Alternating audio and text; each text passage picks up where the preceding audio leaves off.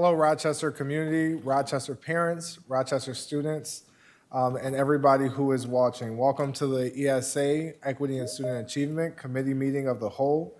There are no speakers tonight, and so I'll start with the review and acceptance of the minutes from March 11th, 2025 Equity and Student Achievement meeting. Can I get a motion? So moved. Second. Motion by Vice President Malloy, seconded by President Simmons. Any questions or comments about the meeting minutes? Seeing none, all those in favor? Aye. Any opposed? And the meeting minutes from March 11th, 2025 has passed. We'll also review and accept the minutes from May 13th, 2025. Can I get a motion for that? So moved. Second. Moved by Vice President Malloy, seconded by President Simmons. All those in favor? Aye. Any opposed? Thank you. And so both of those meeting minutes have passed. I want to remind the Rochester community that you can access any presentation or anything that is covered on tonight's meeting on Board Docs RCSD. Repeat, on Board Docs RCSD, where you can access any of the presentations that will be presented tonight. I will also like to give honor to this committee. This is the final ESA Equity and Student Achievement Committee from this Board of Education, and so the committee will be sunsetting at the beginning of July with plans to continue covering the information that is given through this Equity and Student Achievement Committee, but just in a different way. And so we are excited to move down that path, but also want to give honor to this committee that has covered our student achievement throughout the past few years. So thank you to the board who created this committee, and also to all of our past chair people or person of this committee. Just want to give my thanks there. Our first presentation today, we have a presentation on science curriculum. Yes. I didn't hear a vote for the May 13th meeting. We voted. We voted. It was all in favor. Okay, thank you. Thank you. So we'll have a presentation for the science curriculum, and it'll be presented by Executive Director of Science, Dr. Sean Kofi, with Dr. Ramos.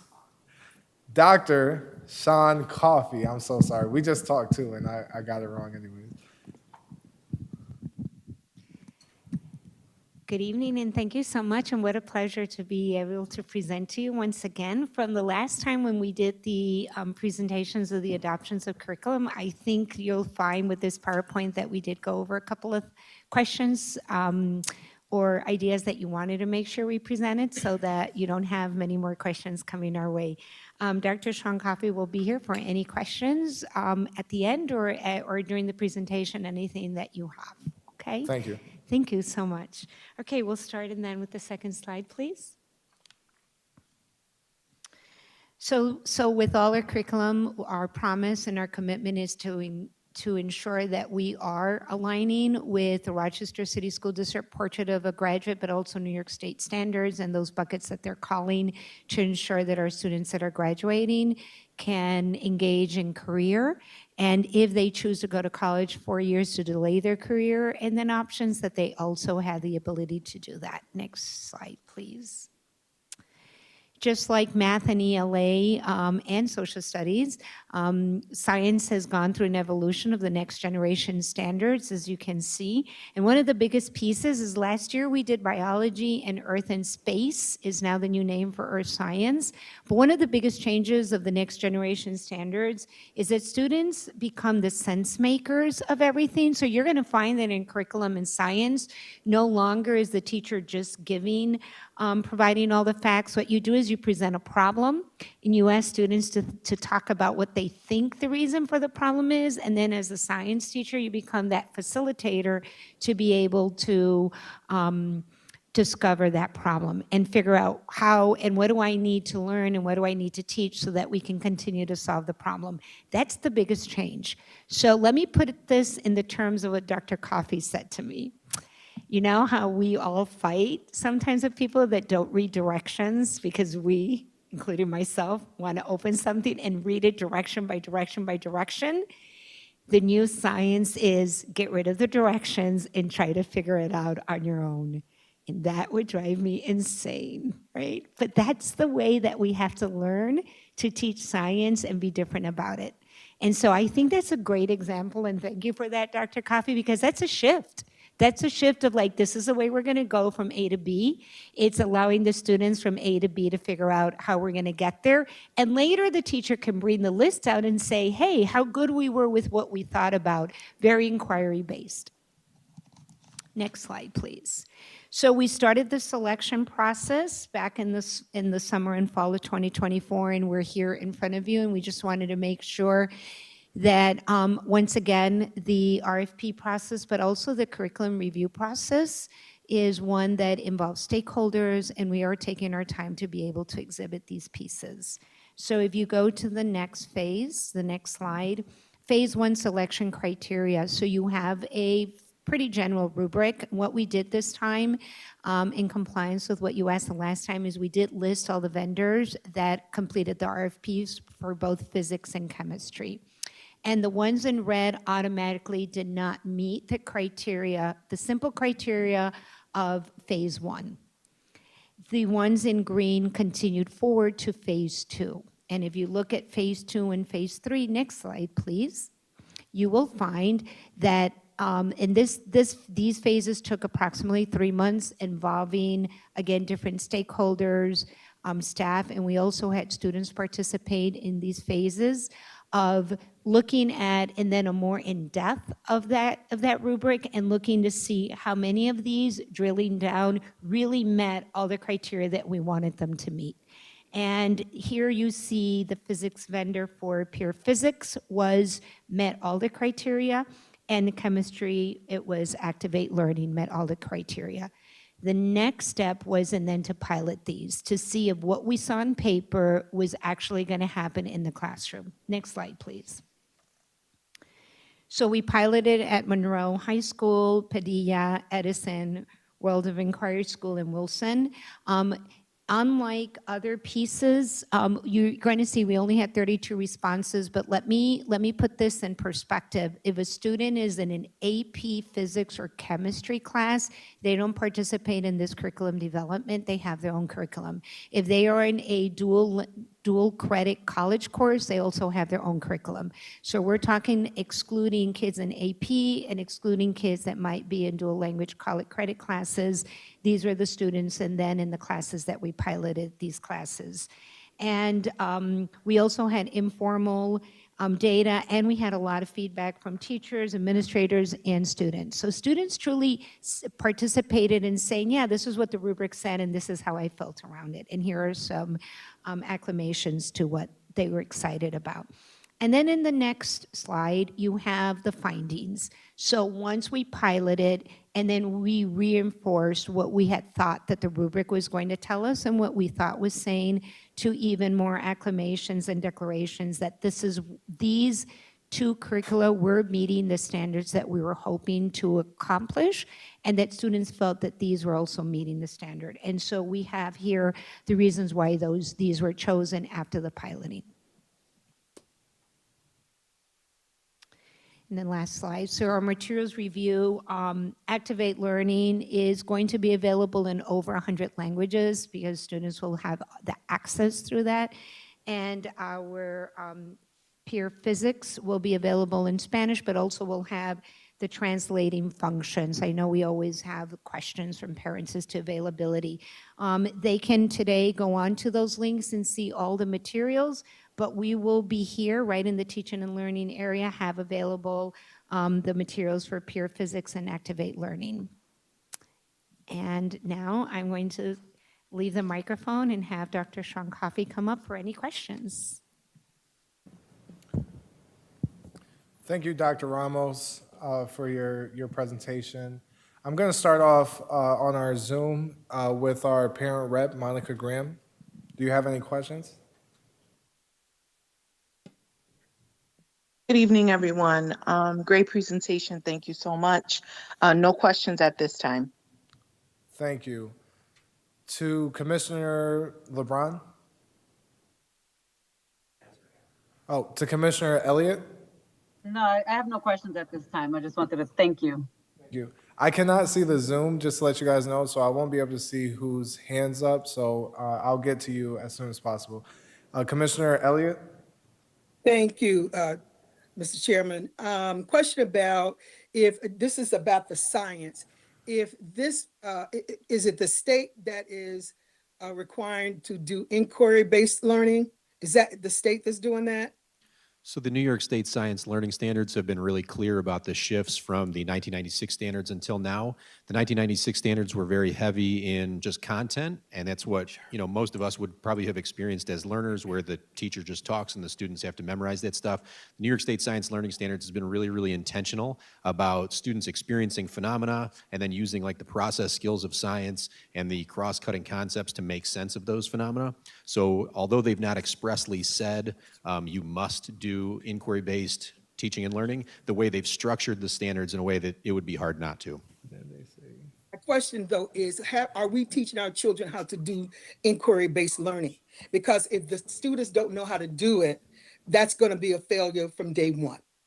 So we need to make sure that they understand what inquiry learning is so that they have the perspective and that they can go into the work and do it. Yes, correct. So that both of these curricula do that and are very explicit and upfront about the process of science itself and how the different aspects of the curricula they engage in kind of lift that thinking up. Okay, I'm not clear about that because you seem to be going in a sort Okay. of different direction unless I'm misunderstanding. So you're saying that this is inquiry learning. They're going to have to do it based on inquiring. Have we taught our students how to do that kind of learning? Is what I'm asking. So we've been very intentional with those pieces since last year in elementary school. We've started mathematics. Numbers is all about giving kids the problem and trying to figure it out. We're doing it also actually in a debatable form with social studies also in elementary, starting up, and definitely in science. So by the time the students get to high school, they will have understood ways in which they are asked to learn and to express their learning, because that's the biggest piece. It's not that they don't understand, but it's the format and it's a way of expressing learning. Definitely, it's a protocol. The ELA classes use the Socratic method, and that is also an inquiry-based, where you bring out an issue and then they have to pull details and support their idea of thinking. We're doing that in ELA and we're doing that in social studies. So this year we have been very intentional as a team in teaching and learning to give time so that teachers have time to in order to be able to use these inquiry-based, the next generation standards in every one of the subject areas, ask them to do that. And our priority standards that we presented to you and that we've continued to use this year are all escalate in the same format. I'm not convinced. I'll let it go, but I'm not convinced with the responses because it's just very important that if we're going to a different kind of a learning model, that the students are aware of that. Now, if you're saying that that's what's happening, I don't see that in the academic performance. And, I hope it's going to work, but I just don't, and I don't see that that there is what's the word I'm looking for?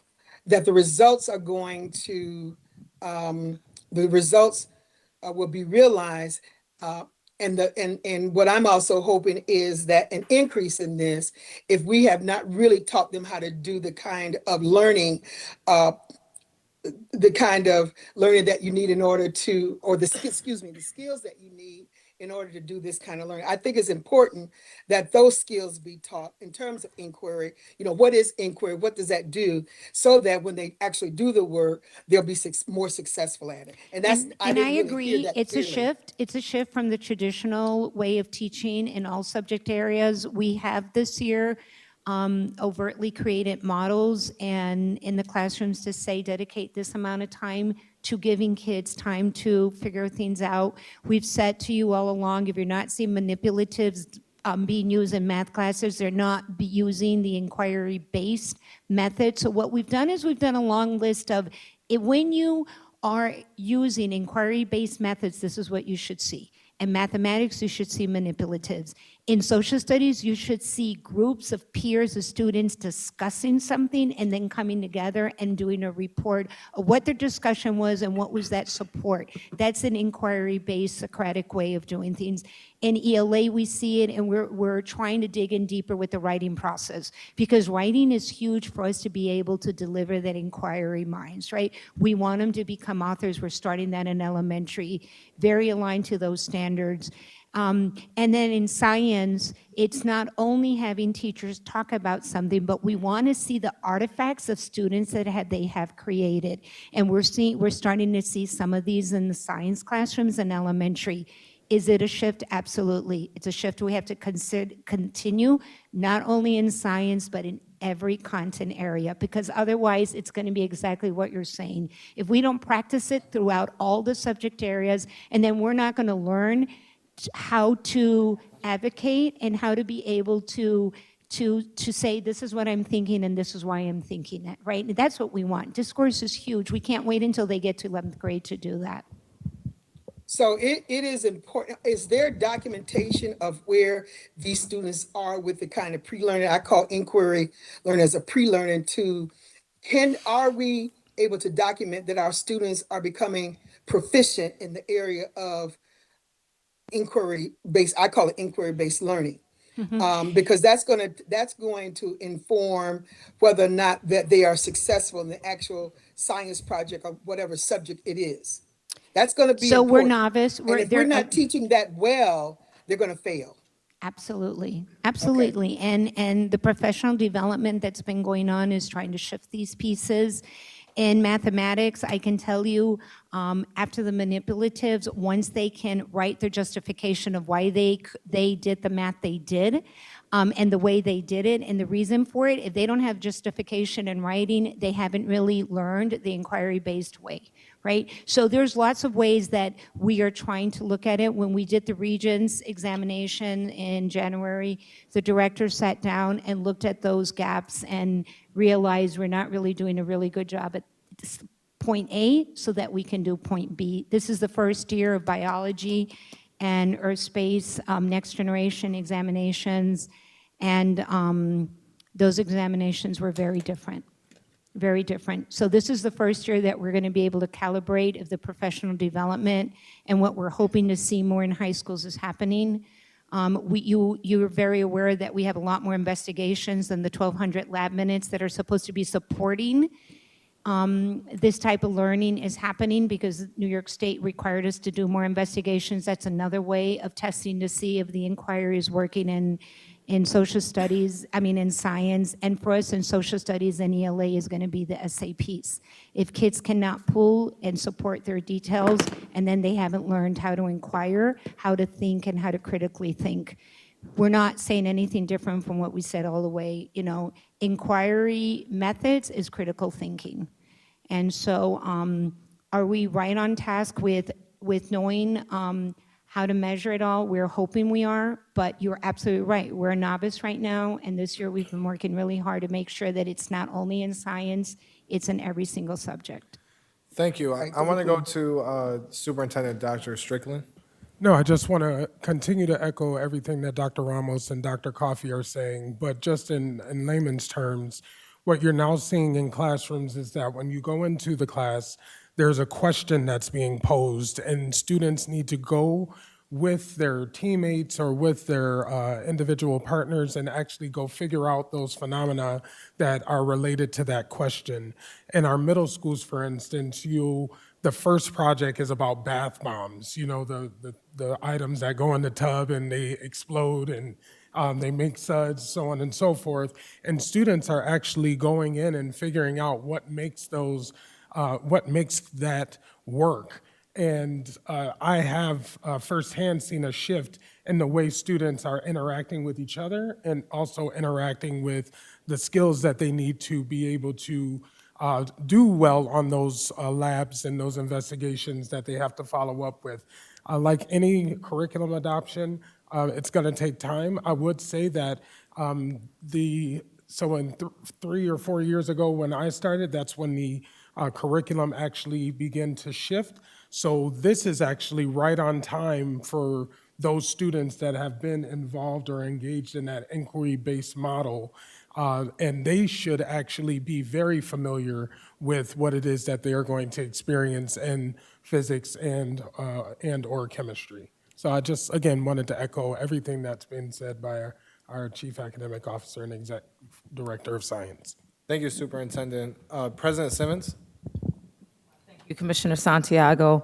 When I was listening, because when you started out, Dr. Ramos, and you said, no more directions, it's going to be kind of figure it out. And you know what it took me to?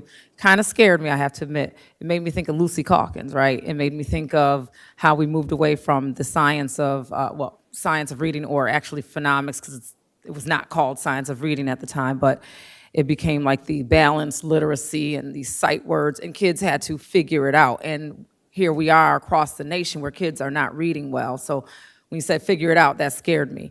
But I do understand a bit around the inquiry-based learning, around the curiosity, the deduction, and the questions that come up naturally, and it really helps to enhance critical thinking. But my other question for you is around how that works in a competition with, or in alignment with, experiential learning, which is more, you get the skill, the knowledge, and the hands-on approach. Is that part of this curriculum at all? Because that's the one I kind of, lean toward. Yeah, absolutely. And I think most of what we talked about in terms of what the inquiry learning looks like and experiential learning, they go very much hand in hand. So just for example, in one of the units that the Activate Learning group that we piloted there, the entire unit was about just the chemistry of water and what that looks like. In a traditional classroom, you might have students taking notes on like electron dot structures and learning about pH and things like that. But that entire unit was structured around oysters are dying off the coast of California. Why? And so students have to go in that from lots of different vantage points. They're bringing their own lived experiences to the table to try to figure that out, and the teacher is kind of guiding that along the way. So it's really student-driven when it's all said and done, and they're drawing from not just the experiences of themselves, but of the class collective, and then within the context of the problem that they're trying to solve.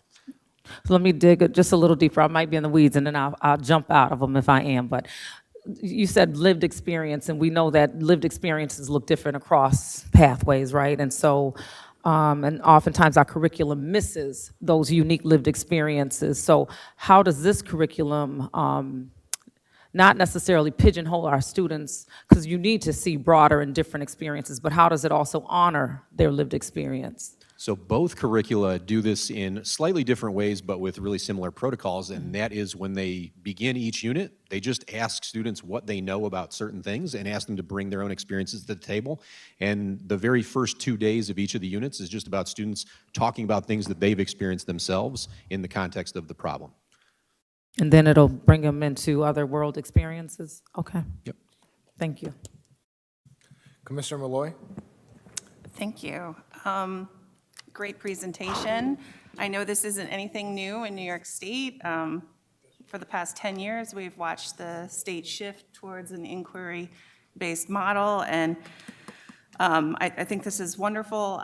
Great opportunity for our students, and it's going to be a shift for a lot of teachers. It's always uncomfortable to make those shifts. I know it was for me in teaching social studies, but I think this looks like a great program. I love the fact that you brought up the students as part of that pilot, which I'm assuming happens with all of our pilots. If they liked it, I think we're in good shape. But yeah, inquiry-based expeditionary learning all the way, that's where it's at. So thank you so much. Thank you. Commissioner Patterson? My allergies are acting up, so I apologize. Thank you for the presentation, both of you. It's very good. Personally, I like going forward into the future as far as futuristic thinking and learning and teaching and things like that. So anything that'll, assist our students in grasping the information much easier, especially when you're talking about hands-on, life-lived experiences and bringing those into the classroom. So thank you very much. The only question I have is you talked about pilot programs, and I'm on slide number 7, I think, pilot data collection for the audience. Out of the schools that were piloted, you said Monroe, Upper, Padilla, Edison, and Wilson, and what's the other one there? Pardon me? World of Inquiry. You said there were only 32 student responses. That's pretty low. Is there any way in the future that, whoever collects this data can make sure that more students participate so we have a better understanding or data collection, of students who either like the program or don't? 32 is just a little bit short, I think. Yeah, and I agree with that, and I certainly would echo that too. The more student voice we can, integrate in there would be the better. As we move into, actually like actualizing the curriculum for students, we will be running focus groups and things like that just to ensure that we're hearing as many voices as possible. Yeah, I think maybe if whoever's running the programs, whether it's a teacher or not, maybe they could pass a sheet around and make sure that, the students who are participating, participate in that. So. Yeah, absolutely. It's something that we've learned a bit from in integrating the biology BSES curriculum this year and the Earth and Space curriculum this year for the very first time. And so one thing we did recognize when we were implementing those is the need for more student voice. And so we went out and made sure that we got as much of that as we possibly could, even into the actualization year. Yeah, because this board talks a lot about student participation, but here we don't have it. So if we can find a way to drive it, thank you very much. I don't want to beat it too bad. Dr. Strickland? Yeah, so, just one more thing real quick. So I know that 32 student responses seems low. There were only 3 physics and 3 chemistry classes piloted, so it was already a relatively small sample size. And generally we see the sciences tend to decrease in enrollment as you go from 9th grade to senior year. So we'd be seeing 2 of the lower enrolled classes when we were doing that, just for context. All right, thank you. Yeah, I think thank you. That's a good point. And definitely hearing that afterhand, there'll be focus groups. Sometimes you have to sample, who's giving the feedback, but, do hope that more students are able to see it before it hits the classrooms. Quick question, what are we doing, let's say on the middle school and on the elementary school level to prepare? And Commissioner Elliott was touching on this a little bit earlier, but I'd love to hear actual things in place that we're doing to prepare our students for this type of learning. What are things that we're changing both in the middle school and the elementary level? So first and foremost, we adopted curriculum K through 10 at this point that feels very much the same as this. They're all NIST aligned, and they do the same kinds of things. So from K through 5, starting, in kindergarten, a student's going to get the same types of experiences, just scaled down, as they would, in an older grade, just scaled up. So K5, we use Amplify. It does the exact same types of things, very student-driven, lots of space for students to engage in phenomena and make sense of things, and then lots of space for student discourse. In grades 6 through 8, we use Open SciEd, the open source platform, and actually Activate Learning leverages a lot of the same exact materials at the high school level. And then for 9th grade, we use Biology BSCS. Again, the structure of it really, really similar, and many of the same writers compared to the other curricula. And then for 10th grade, for Earth and Space Science, they use STEM scopes, and again, very similar, many of the same writers. So the vibe is really, really similar year to year in terms of the types of thinking that students have to do. And so for students who are going to be getting this junior, senior year, they would have had to experience this type of thinking in the 9th and 10th grade year, if not before in middle school. Right, and so by the time that this is implemented, every student that's taken this class should have already taken some iteration of it before they take this class, correct? Correct. Okay, that sounds good. And so then also for Activate Learning, can you give me an example of a hands-on, whether it's inside of the lesson plan or if it's a group project, can you give me an example of some hands-on activities that our students will participate in while learning this curriculum? Yeah, so just back to that same unit we were trying to figure out before. So students were trying to figure out why oysters are all dying off the West Coast. And one thing that they kind of figure out along the way is that the pH of the water changes.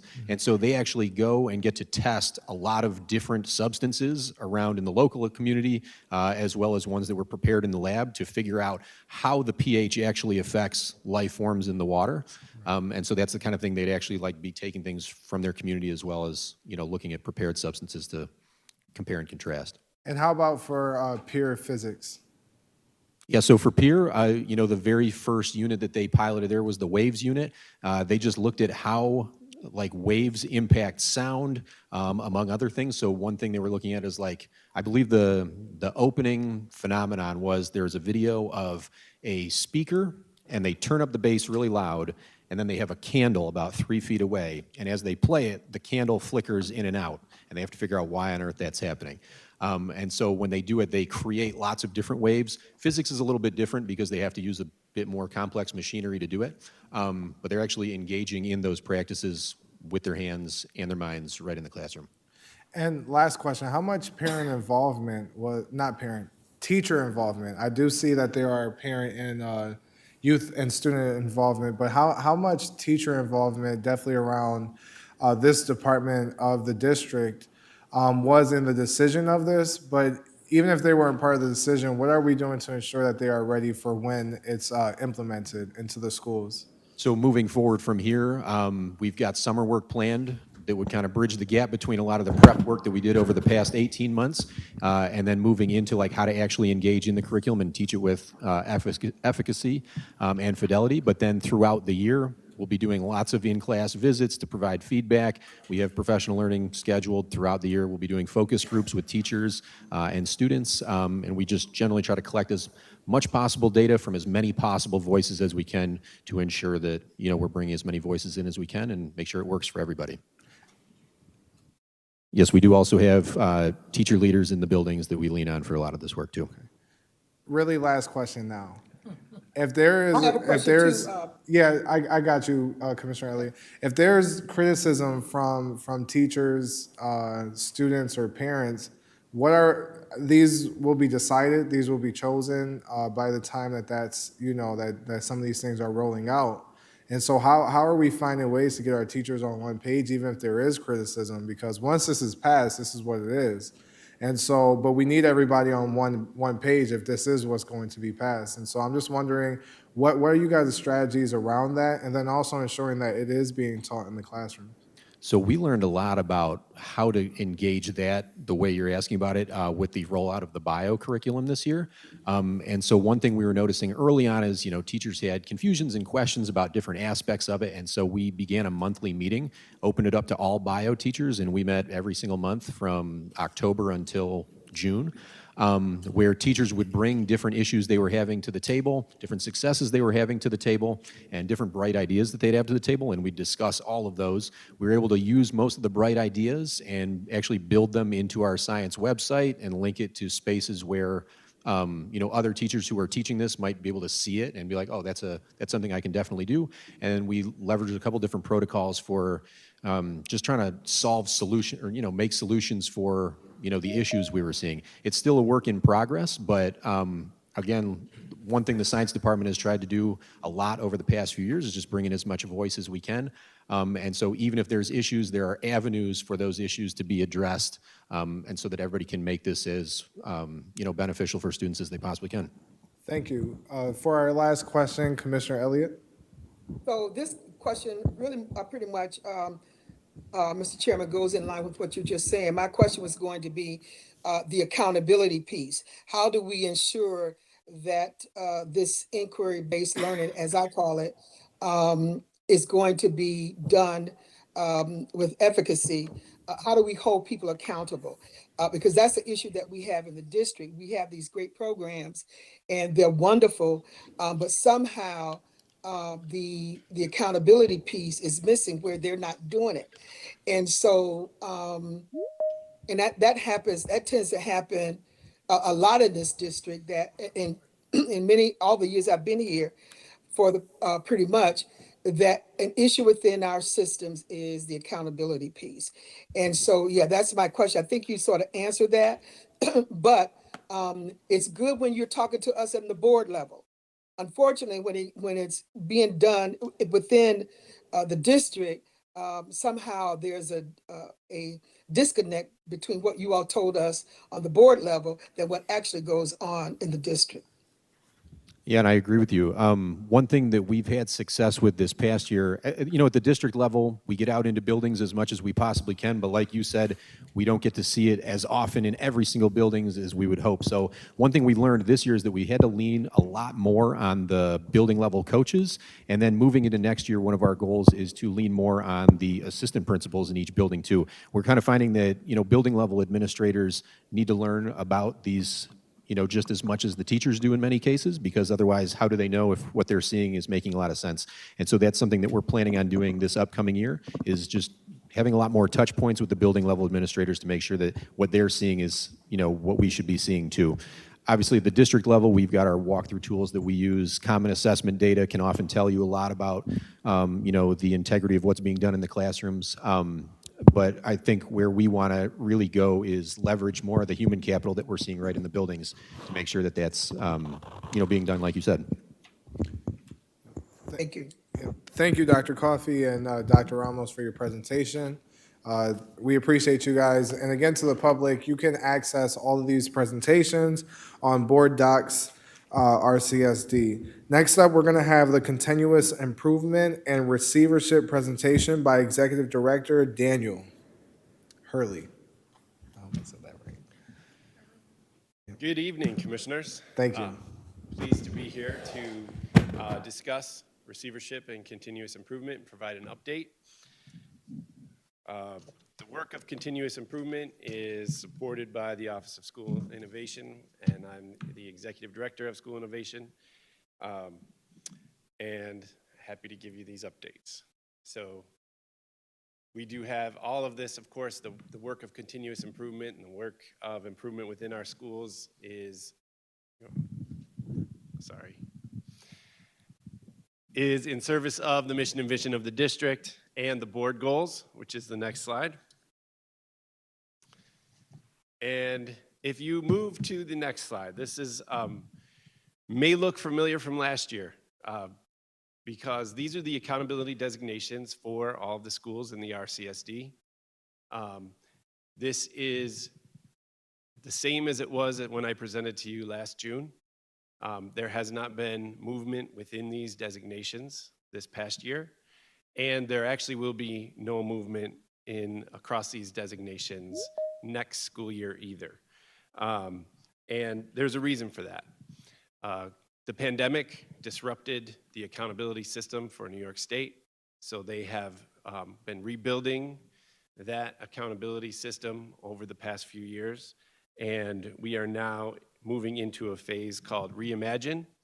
And during that Reimagine phase, next year is kind of a bridge year for schools to kind of get used to the new system, and there's some new metrics. There's a new metric for attendance and the growth metric, which had been taken out of the system.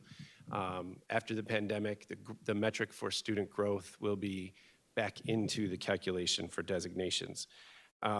So we won't see any shifts for the next school year in these, but what we will find out next year is based on the tests that the students just took in the spring for 3 through 8 and the upcoming Regents exams, based on those testing metrics, there will be new accountability designations coming from the state that will begin for the 26-27 school year. So this is kind of static for now, but we do look for next fall to start hearing about what the next round of accountability designations will look like. Now, along with accountability designations comes requirements from NYSED for continuous improvement planning. And so each level has different requirements. All of our schools in the RCSD do continuous improvement. They all write school improvement plans. We do use the state's required SEP template for our plans, and that's required for all schools that are CSI, TSI, and ATSI. We also use it for our LSI or good standing schools. Our process is grounded in the data-wise school improvement process. We have, over the past few years, been building capacity in our leaders, teachers, and administrators at the buildings, at CO, in order to utilize this process. And, you know, I do want to celebrate that data-wise has been something that's been consistent over the past 5 years or so in the district. And I think that, you know, that's an indication that schools do see value in data-wise and how it helps to set trajectories for improvement. This is one of my favorite slides tonight, and I just want to highlight the enhanced collaboration and coherence that we as a district have had over the past year between our buildings, central office, and the state. The state has two offices that kind of support improvement, Office of Innovation and School Reform, which supports receivership, and a field support office that supports our CSI schools. And you know, we meet weekly with them, and we work together with the building principals and those offices from the state to do the best we can to support our schools in developing and progress monitoring improvement plans that are based on data, based on the needs of the students and the community. So I really want to highlight that. And we start that with progress monitoring throughout the school year with early progress, early implementation benchmarks. It's where schools have identified their key strategy. What does implementation look like? We monitor that along with NICED. And then we look at mid-year benchmarks. What student outcomes are, how student outcomes are being affected by the key strategies that the schools have identified. And then our end-of-year targets. How is the school, how are those student outcomes compared to what we said we thought they would be at the end of the school year? So we have that process in place, and we take that information of monitoring throughout the school year, and we use multiple sources of data, student interviews, obviously our testing data, our iReady data, common assessments, student work. We pull out, schools pull all those through the data-wise process, and then they use that to identify a learning center problem. And that tells us what's the area that our students are having trouble with. And then from there, we look to a problem of practice. So if our students are struggling with this, what are our teachers and our adults kind of doing right now in service of that area? And we identify a problem of practice. And from that problem of practice, the school then identifies, here's a research-based key strategy that's going to address this learning center problem, and our adults' problem of practice, this key strategy is going to help shift instruction to address those issues.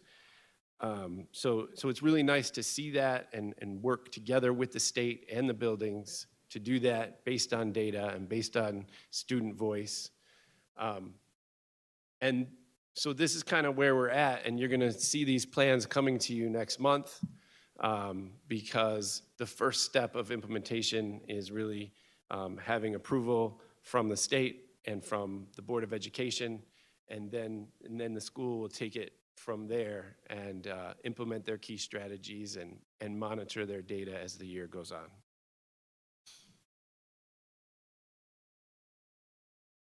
Now, receivership schools are under quite a microscope. They are laser focused on demonstrable improvement indicators that the state has provided which are incremental targets that will help them increase student outcomes. And so this slide right here is the results of the 23-24 school year for our receivership schools and how they performed on their demonstrable improvement indicators.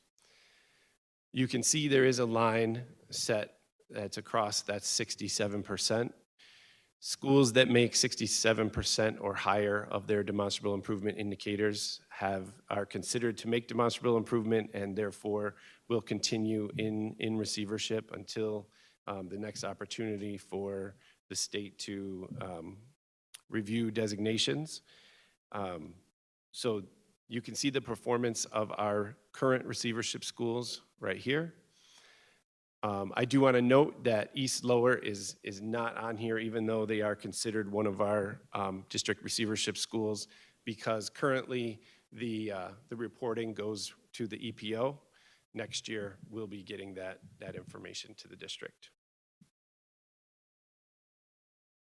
And then, as in the past, the receivership progress monitoring, like I said, they are under a microscope. They receive performance reviews virtually. There's 2 on-site visits for each of those schools, and they possibly every once in a while they add additional visits to the schools to gather more information.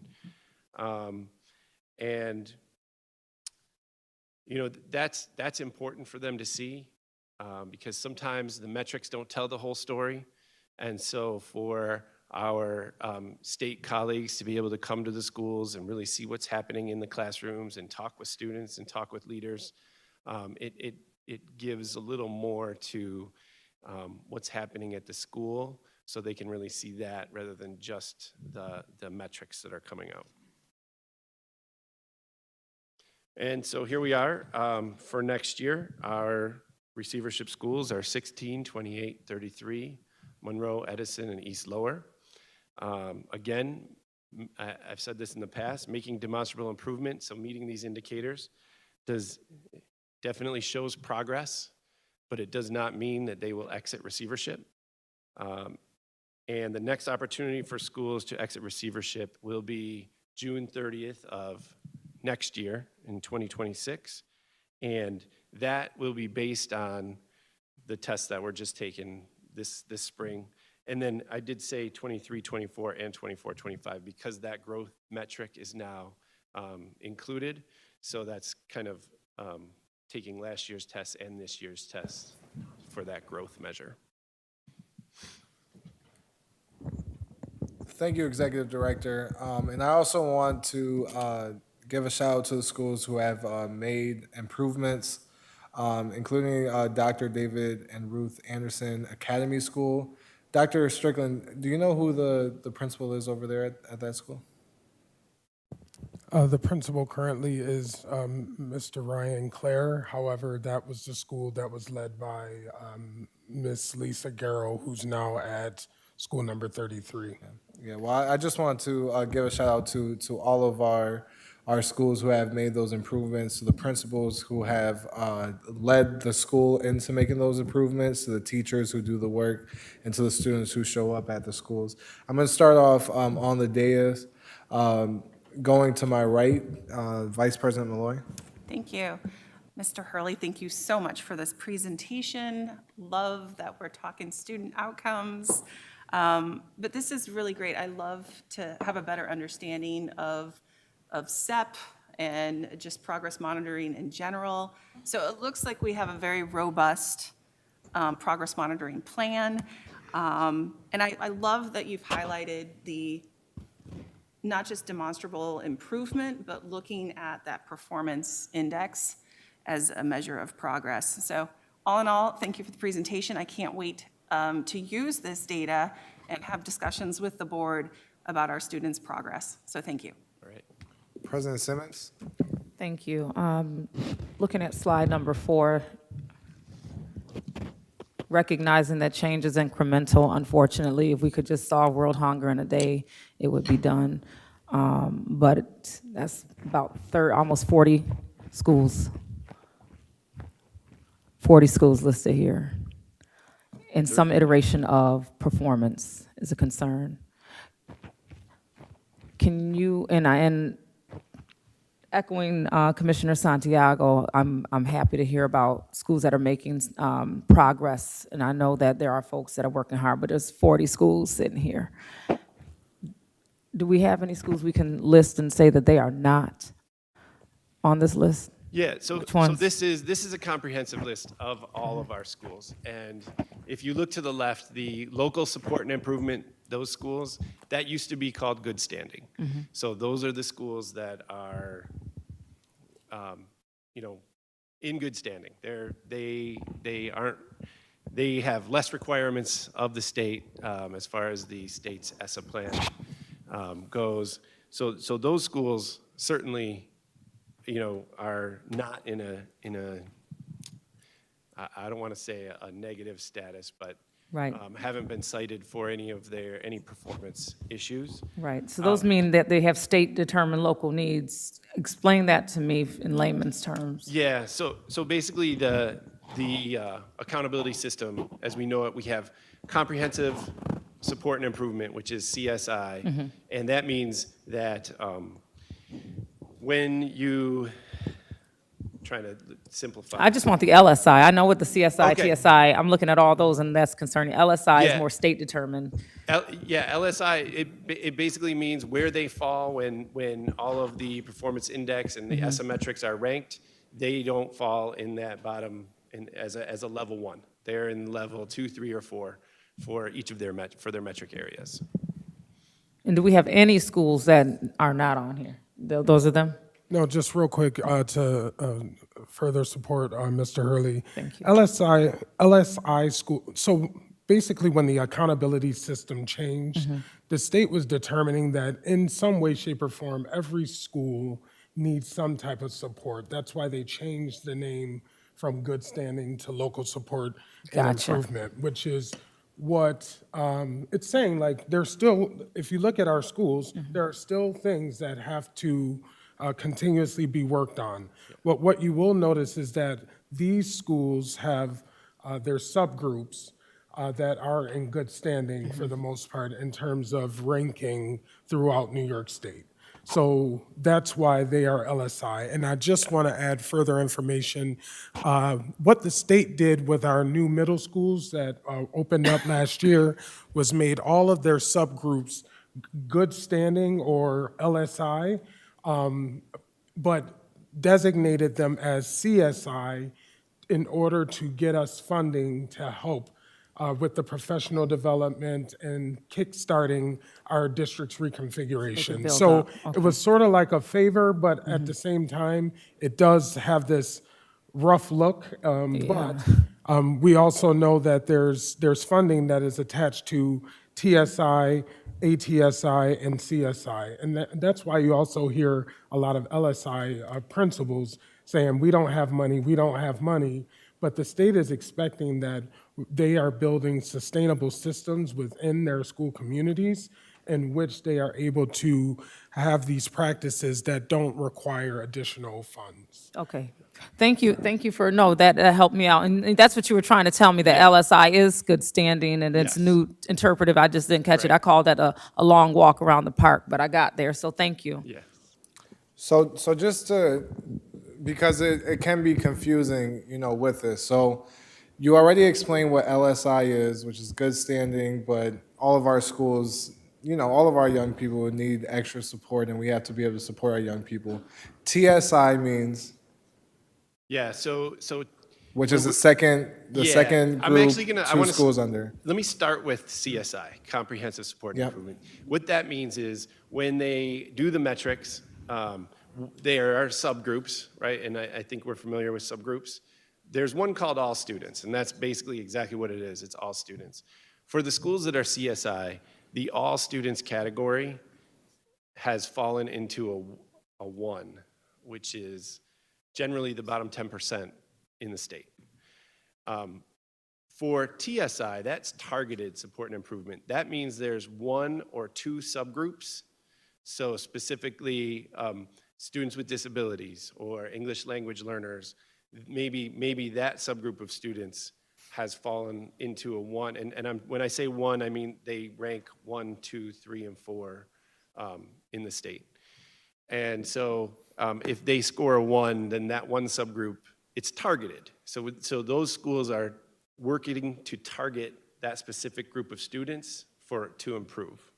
And then ATSI is basically that targeted group has been struggling over a longer period of time, over more than 2 years. Okay, thank you. So just to be clear, there are only 6 schools in the RCSD that are actually in CSI receivership. The rest of the schools are needed for supports in specific areas. Thank you. Commissioner Patterson?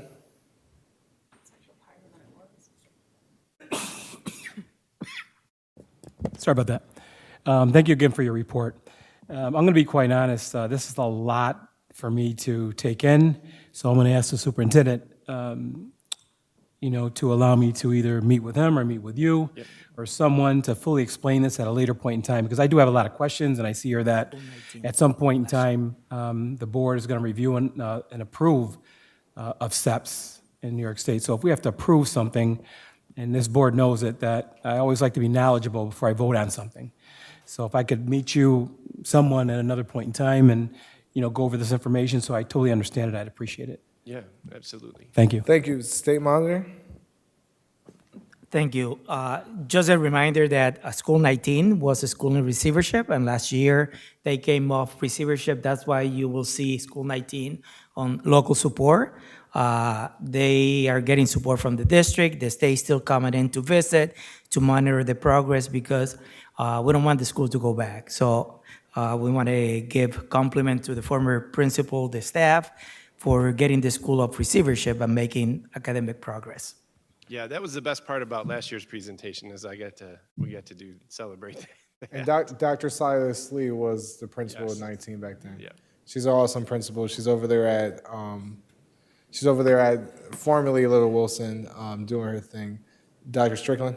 No, I just also wanted to clear up a misnomer with our CSI schools and our receivership schools. There are times where the expectations are actually set higher for our receivership schools, or they are reaching proficiency at higher levels than even some of our schools that are ATSI or TSI. It's all about the formulaic approach and actually looking at students in subgroups, which, that's starting to get some rough traction.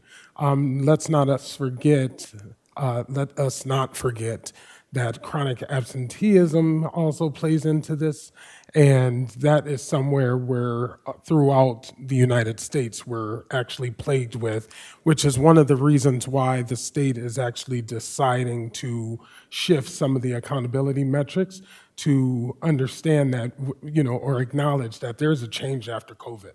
And, you have a sniffle, you stay home, because we don't want another pandemic starting and things of that nature. So as a former receivership principal that had extremely high expectations, and my proficiency was higher levels than some schools in good standing, I do want to put that out there, that just because you're in receivership does not mean your school is quote unquote bad, or your students are not making progress. You just have more accountability, more oversight to ensure that you continue to push forward, and that's exactly what we need to keep doing as a district. Yes. Let not us forget that. Commissioner Elliott? Thank you. I'm not as confident. Let me just say this. I think that we have to look at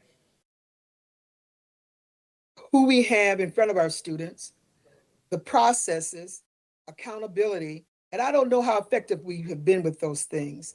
It's interesting that we have some principals who've gotten us off of receivership. We really don't acknowledge, we rarely acknowledge the work that School 9 has done in terms of receivership. Is anybody looking at what they have done to try to mirror these other principals who are in charge of these receivership schools, to look at what they've done in order to be able to get off receivership? There's this sort of culture in the district where we can't do it, or our children can't learn, or they're in poverty, and that's the reason why they can't learn. We got to get off of that crap, because our students can't learn. And I remember being in a union meeting one time and saying they were presenting on, well, these kids can't learn because they're in poverty. No, your job is to teach. And I'm wondering if if we are looking at it from that vantage point, because, we've got to teach these children so that they won't be out in the street doing the kind of negative behavior that dropouts do. I don't know if we're taking this as serious and as ambitious enough as we should, as urgent enough as we should, because and these receivership schools in particular have more resources, and we don't, for whatever reasons, don't seem to be able to do it.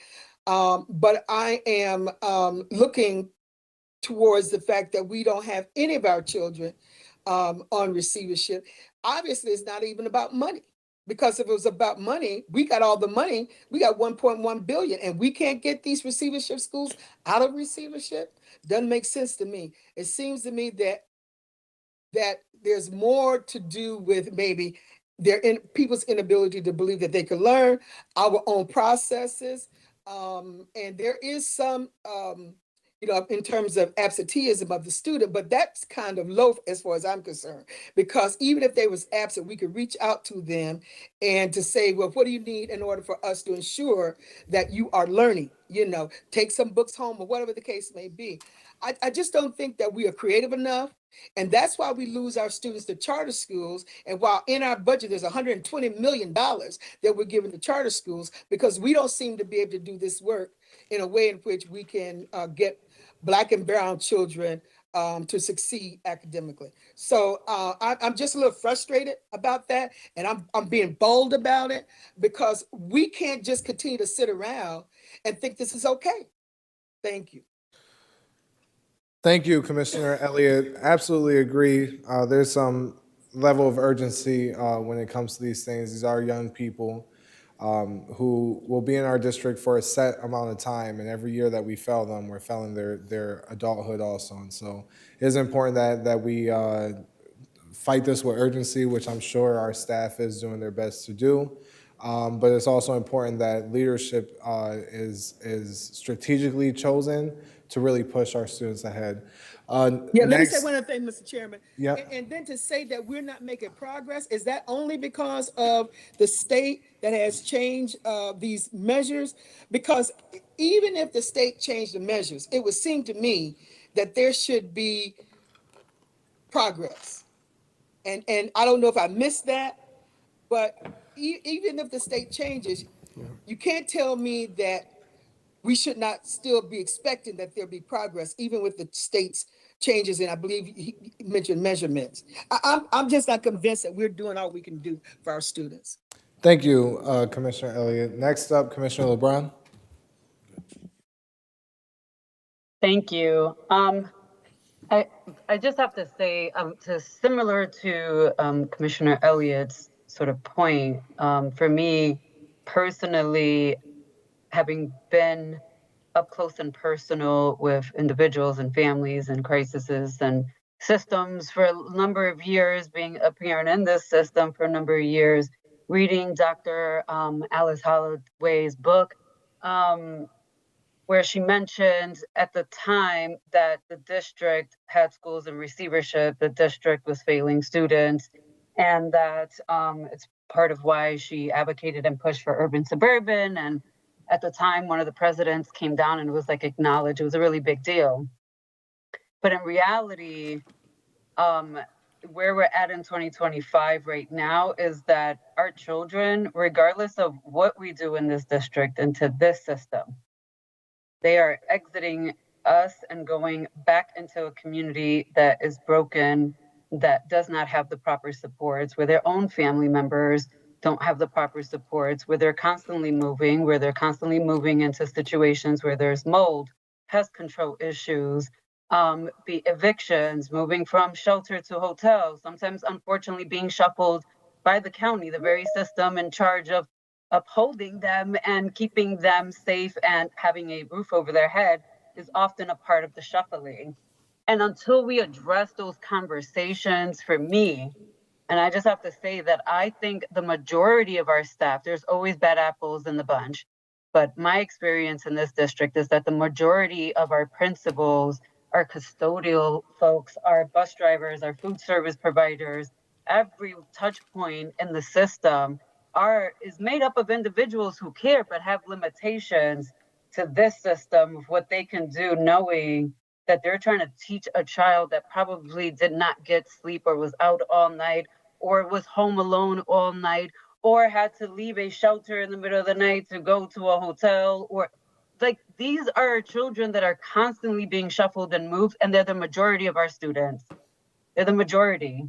And we know that statistically. We could literally do a DHS run and have an understanding of how many of our kids are getting DHS assistance and do a crossover with how many of our students are currently at RCSD, and it is the majority.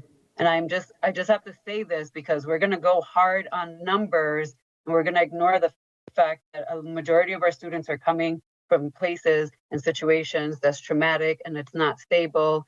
And it is my belief that until we fully address both the city, the county, the district at the table, like, this is how we're going to wrap around these services to the students and families, because we're not going to be able to change this. And I just have to say this on record, and I'm going to shut up. I've asked this question. I've gone to the library. I've done lots of research. I asked Justin Murphy this question too in his book.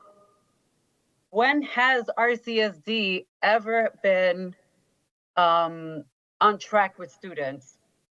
And the answer is never.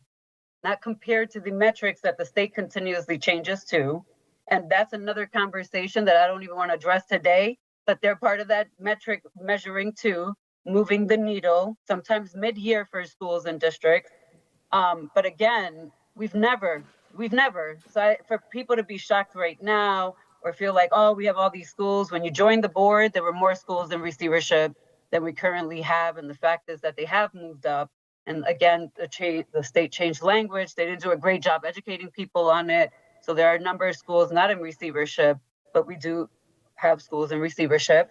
But we have never had this district where students were at level for reading, writing, and mathematics. Never. That's it. And I would just like to point out a couple of things to your point, Commissioner LeBron. Each of our receivership schools is also a community school. And that community school model is there to try to wrap around those supports for the students and families of the school. So I think that's important to know, that our receivership schools and other schools that are community school models in the district are doing their best to do that. I want to point out that, can I just highlight that? Yes, and I've seen it in action, and I want to commend that model and the staff that how we do it with fidelity. I do believe that we are a district that does it well under the state's definition of a community school. Under my definition, it would look very different, but that's one piece. But they also have limitations. Anyone at a community school, a social worker who's trying to advocate, might not be able to get a family place. They may end up having to sleep at the airport, behind the Blue Cross arena. We have found children. I'm telling you, my team and I have found families living like this. And so there are more and more children that are becoming homeless with the entire family unit. And there are children. And this is a long history, long cycle of the same stuff. That's all I'm saying. Thank you. Thank you. And we haven't been able to do it yet, but I believe that we can do it. I believe that we will do it. And I believe that we have to do it. But it's going to take the collaboration of not just this district, not just this board, not just one superintendent, but of everybody. Education and the crisis of education is not just the responsibility of the district, but the responsibility of the family, of the community, of the government, of our local government, of all of our local municipalities to support the education of our students, to support business, to support the development of this city. And it takes all of us to do that. And it's going to take some real change. It's going to take us to uproot things, to change things, to be innovative in our actions, to meet the young people that we are here to serve today. But it is possible. We will do it, and we have to do it, because if we don't, we will continue to fail our generation. So I just want to drop that in there. President Can I Simmons? say one other thing, Mr. Chairman? I'll be quick about this. Let me just say, I'm from a different generation. And so in my readings of the African-American community, I'm not worried with that. we've made a way That's out of no way. I'm doing that on purpose. It's okay. Yeah, we've made a way out of no way. And it's just been, and so I understand that that families and people have problems. But people in the African American community historically knew if they were able to get an education, that they could change their situation. That's history. And when you look at a lot of our Black leaders, we know that they've had some struggles, hard times, but they made it. When you look at what Booker T. Washington had to do, walking 5 and 10 miles and 20 miles to get to another state, for example, it was done. So I'm looking at what we as a people, what my ancestors have been able to do over the centuries and made it, in spite of everything that this nation has took them through in terms of slavery, in terms of Jim Crow, in terms of all of those things that placed Black people, they tried to place Black people behind, we were able to overcome. That's my life and that's my history. And so I know that irrespective of the issues that our families are facing today, we could, and we were in the church and we had God to help us. We were able to make a way out of no way. And so that's my paradigm when I look at what my people have done and how we succeeded. We didn't let anything stop us overall. So I'll just leave it at that. So when I talk, that's where I'm coming from. Thank you. So even in let me just say this, even in this era of Donald Trump, listen, this is not nothing new for Black folk. We've been here before. So he doesn't matter to me or to our people. We see our people being on the sideline, not even really caring about what he's talking about. So that's where I come. So maybe my history and my experience is different from others, and they think they can't make it. I believe, and I come from a people that we can make it. Thank you. Thank you. President Simmons. Me? Oh, okay. Thank you. So what I was going to say when you called on me earlier is that, you know, kind of done this stuff too, right? Come from this community. We do know that poverty is not indicative of one's ability to learn. I have to agree with both colleagues who spoke. I read Dr. Alice Holloway Young. I definitely read Justin Murphy's book, went on a little book walk with him, and I have to say that that is true. When you look at the history and peel it back, there was never a time where we were performing. However, there's a time where that buck has to stop somewhere. And I think you touched on it a little bit, Commissioner Santiago, when we talked about uprooting, because there are institutional, structural, and individual things that plague these spaces. Every space you walk into, you cannot get away from it. It exists. And so we do have to start uprooting, and we have to come into a mindset where we start to say, if it didn't happen then, when? When does it happen? When do we change it? We can't continue to fall back on what was. We have to imagine what can be. We have to adopt a progressive mindset, and I refuse to allow the children that we serve in this district to continue to be played with. Someone else touched on something earlier when they talked about how we show up in our buildings, but even how we show up here on this board. So if we're serious about learning, even when we looked in Justin Murphy's book, his book talked about this board. He talked about the dysfunction. He talked about the rabbit hole of superintendent turnover, the same things we're seeing today. The same headlines you're reading now, you were reading them then. So how do we begin to change that? I agree. Thank you. I believe that there's one more comment from Commissioner LeBron.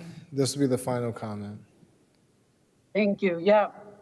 I mean, you voted, this board voted for another superintendent, the irony in that. But I do want to point out, I get where Commissioner Elliott respectfully is coming from, but this ain't that, and this ain't the time. And all I'm saying is that, yeah, you can be progressive and you can be an ideologist, but the reality is that we are still stuck in a system that does not work for educators, and it's certainly not working for our children.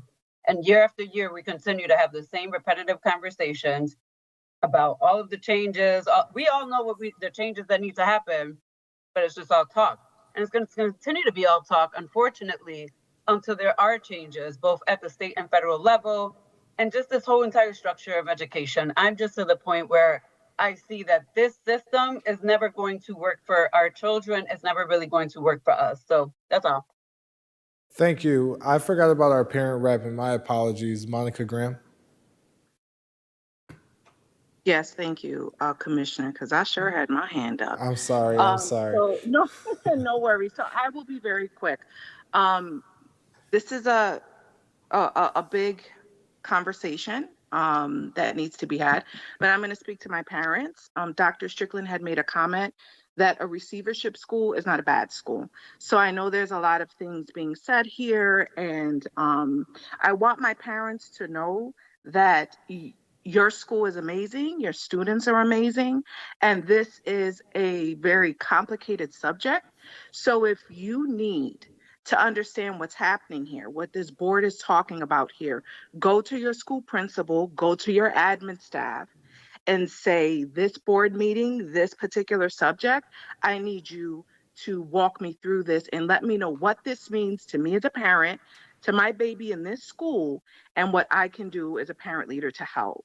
And if you're not getting the answer you need, you come to one of our district parent groups, PLAC, CPAC, MPAC, BEC, and we will get you the information you need and we will help you understand this issue. And we will help you be the parent leader you need to be in your baby's school to help understand this subject and to help move the needle on this. So thank you so much.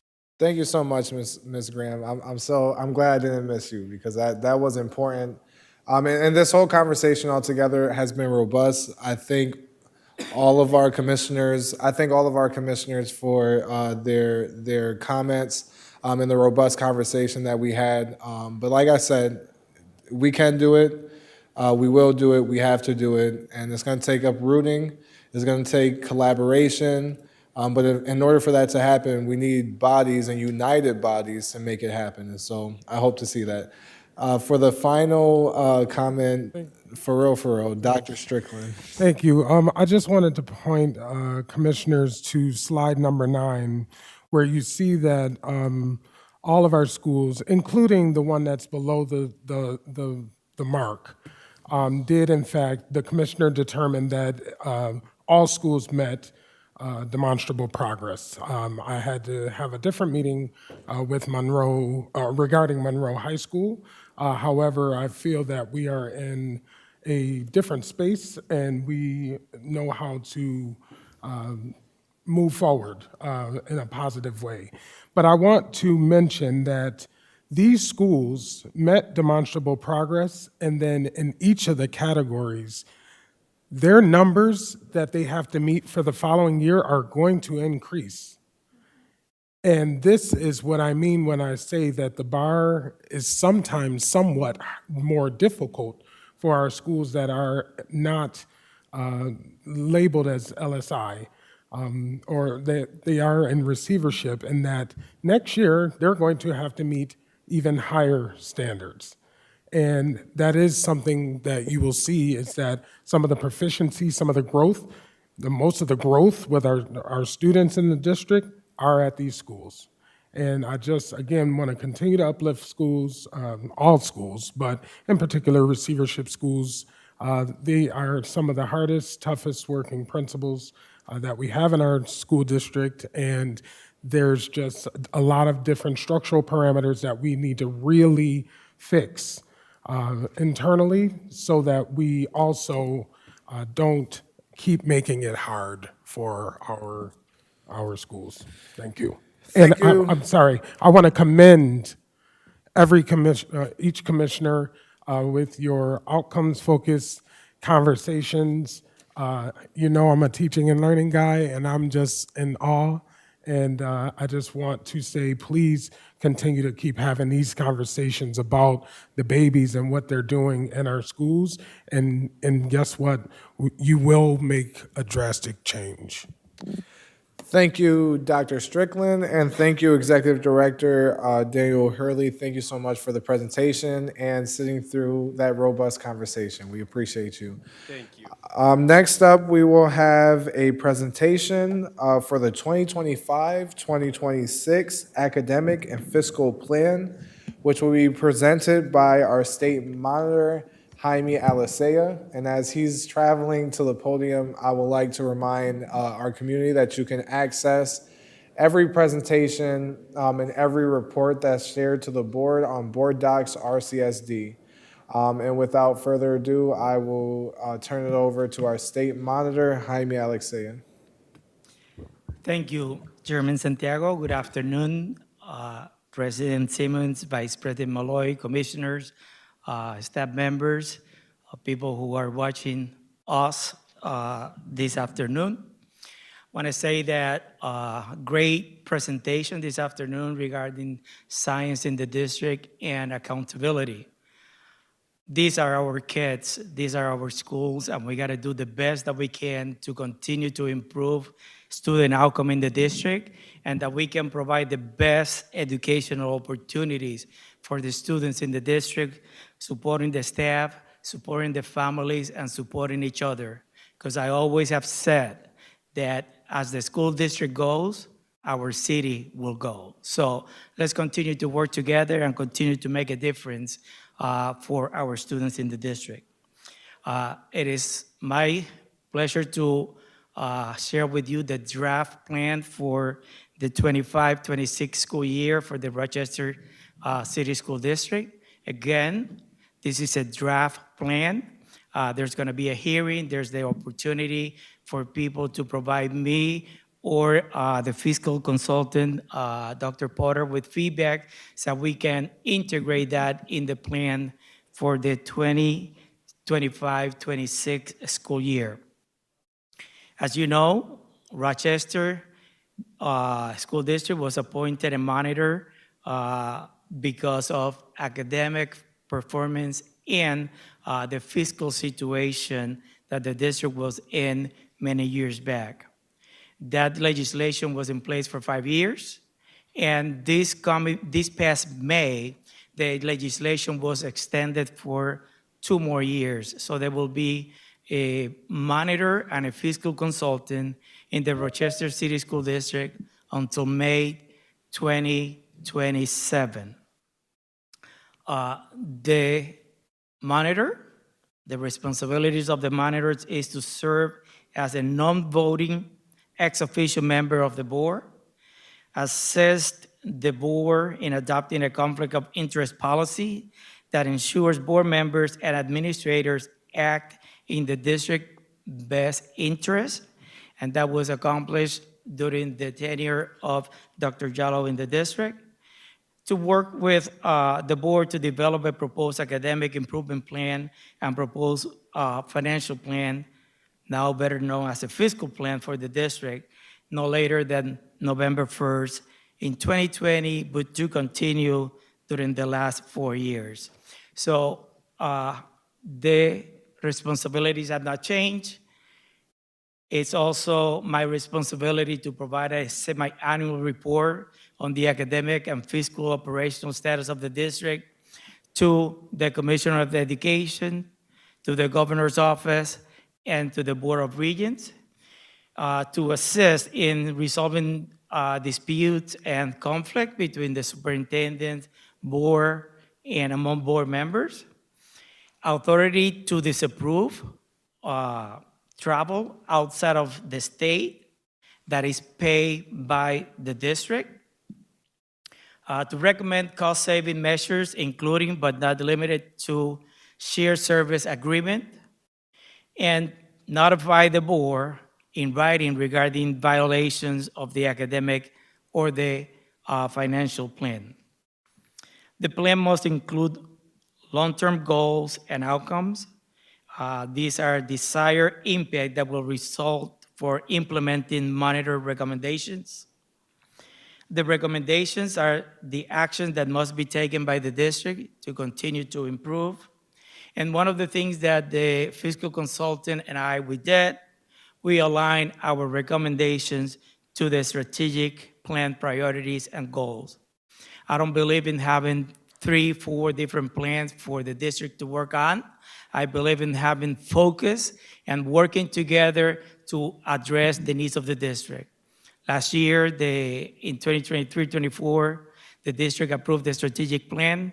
So we took it upon ourselves to make sure that the recommendation that we are presenting to you were aligned to the plan. So you are not working with 2 or 3 different documents, because the district also has a consent decree that you're working on.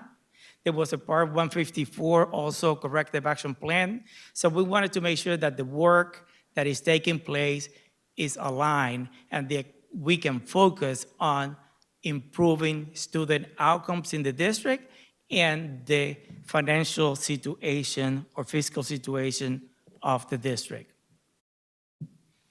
If you look at the model that we use for the template, you can see that there are long-term goals, outcomes, and those were taken from either the strategic plan or feedback from our stakeholders.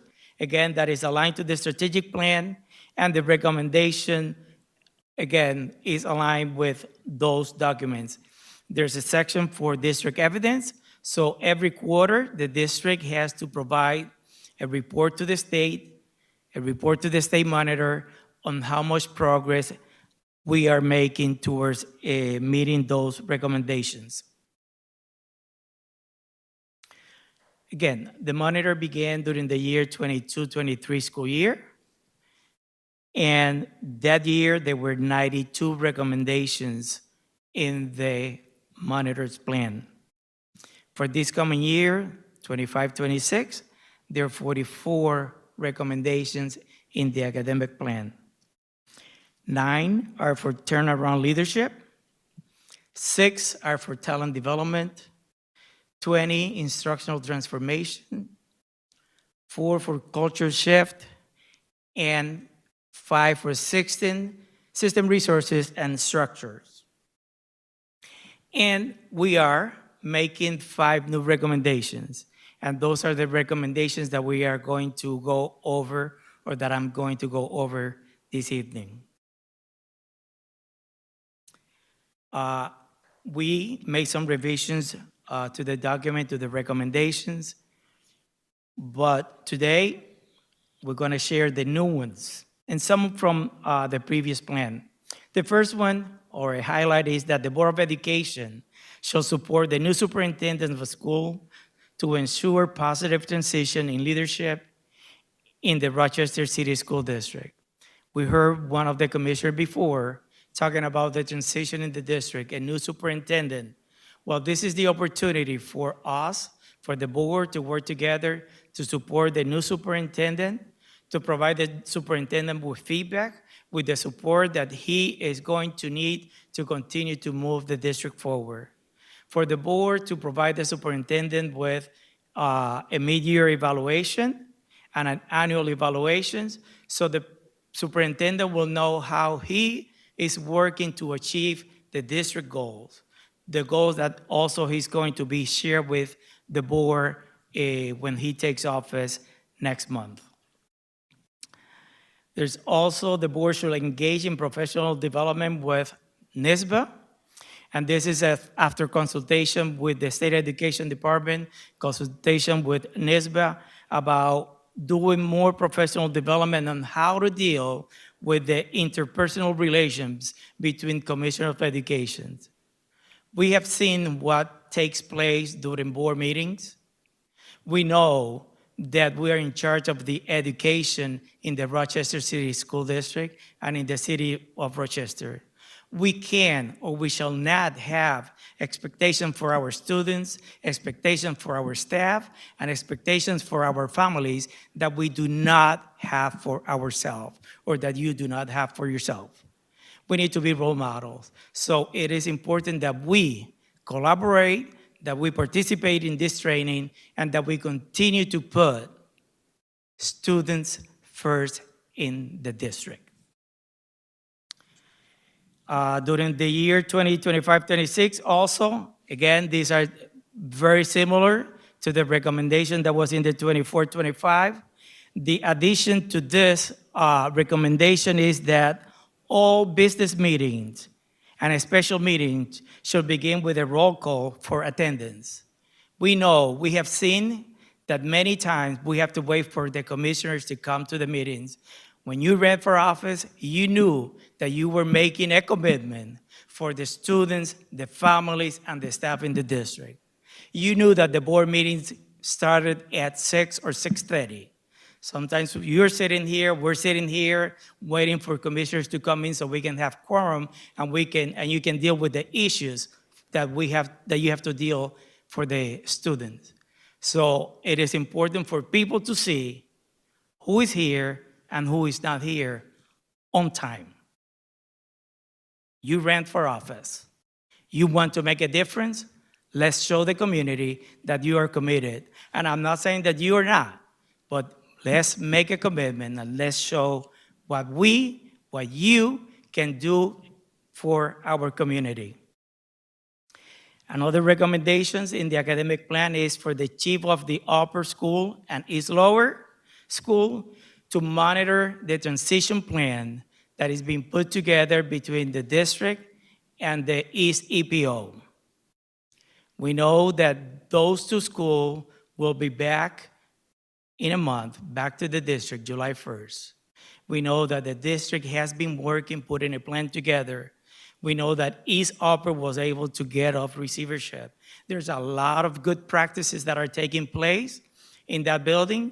So we want to make sure that we monitor, that you monitor the plan that was put in place and that you're getting quarterly report about the progress being made and that we can have a smooth transition back to the Rochester City School District. That we are not a district of schools, that we are a school district.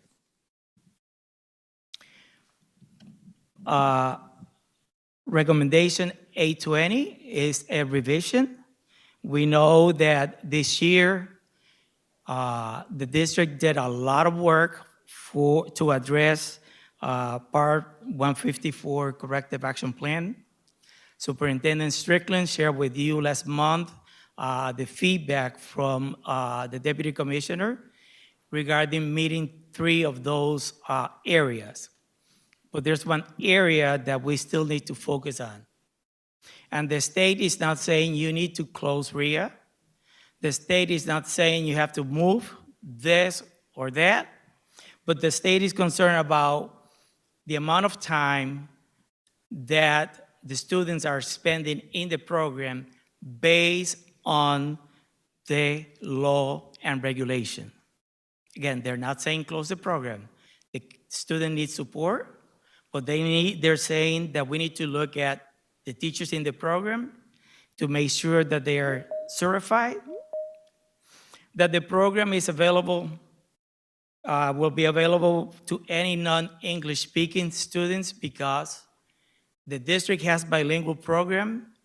It has been shared with the state that Spanish speaking students are not allowed to go to RIA. Again, that has been shared with the state. So the state wants to make sure that if it's a program for newcomers, refugees, that English speaker students are also allowed. And that the students in the program shall be integrated with other English-speaking students. That there's the opportunity for students to go to art together, to go to music together, to go to physical education together, to go to other classes together that is not segregated. Again, it's not about closing the program, it's about providing more opportunities for the students in the program. And another recommendation in the academic plan based on conversations that we have had during our visit to the schools in receivership and some of the other schools in the district is the need to conduct an audit of the bilingual education and the English as a new language curriculum to ensure that it's aligned to the next generation standards. Teaching and Learning has been coming to the board doing presentation about ELA, CKLA. Today you heard about science. So we want to make sure that our students that are bilingual and the students that are participating in the ENL program, they have a curriculum that is aligned to the next generations. I'm not saying that the district is not implementing a curriculum, but the standards were aligned and the state has been realigning the standards in 2016.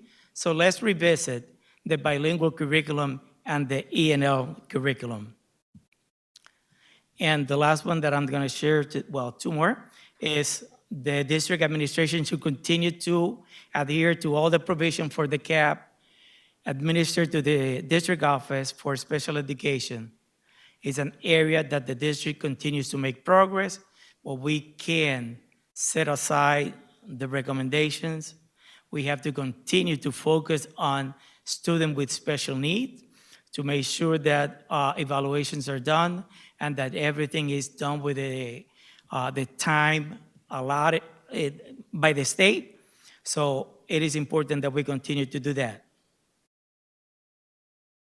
And the next one is a recommendation that the new superintendent should reorganize the district to promote alignment and implementation of best practices to increase achievement. That we focus on the department, that we have our department of, or our division of teaching and learning all working together. The division of operations working together. That we can focus on the standards, on the curriculum, and that the expectations are shared with everyone in the district, in the building. Again, if we want to continue to improve student outcomes, we need to be a school district, not a district of school.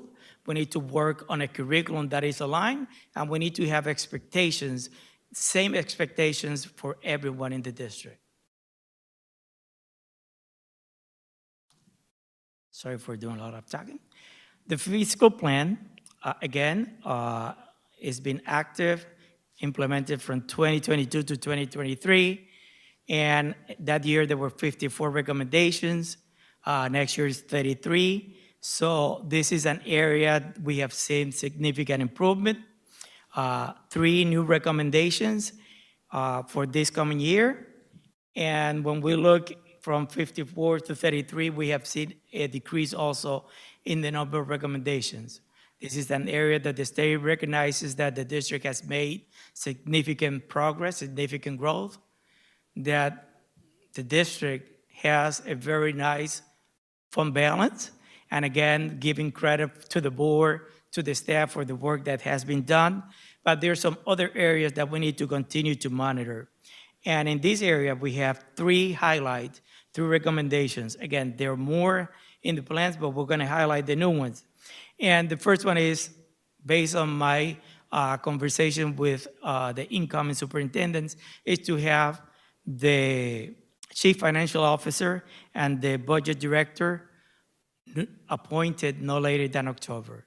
We know that the budget process begins at the end of September, October. We want to make sure that we have a person, or we have 2 people in place in October so we can begin the process on time and that we can continue to focus on the finances of the district.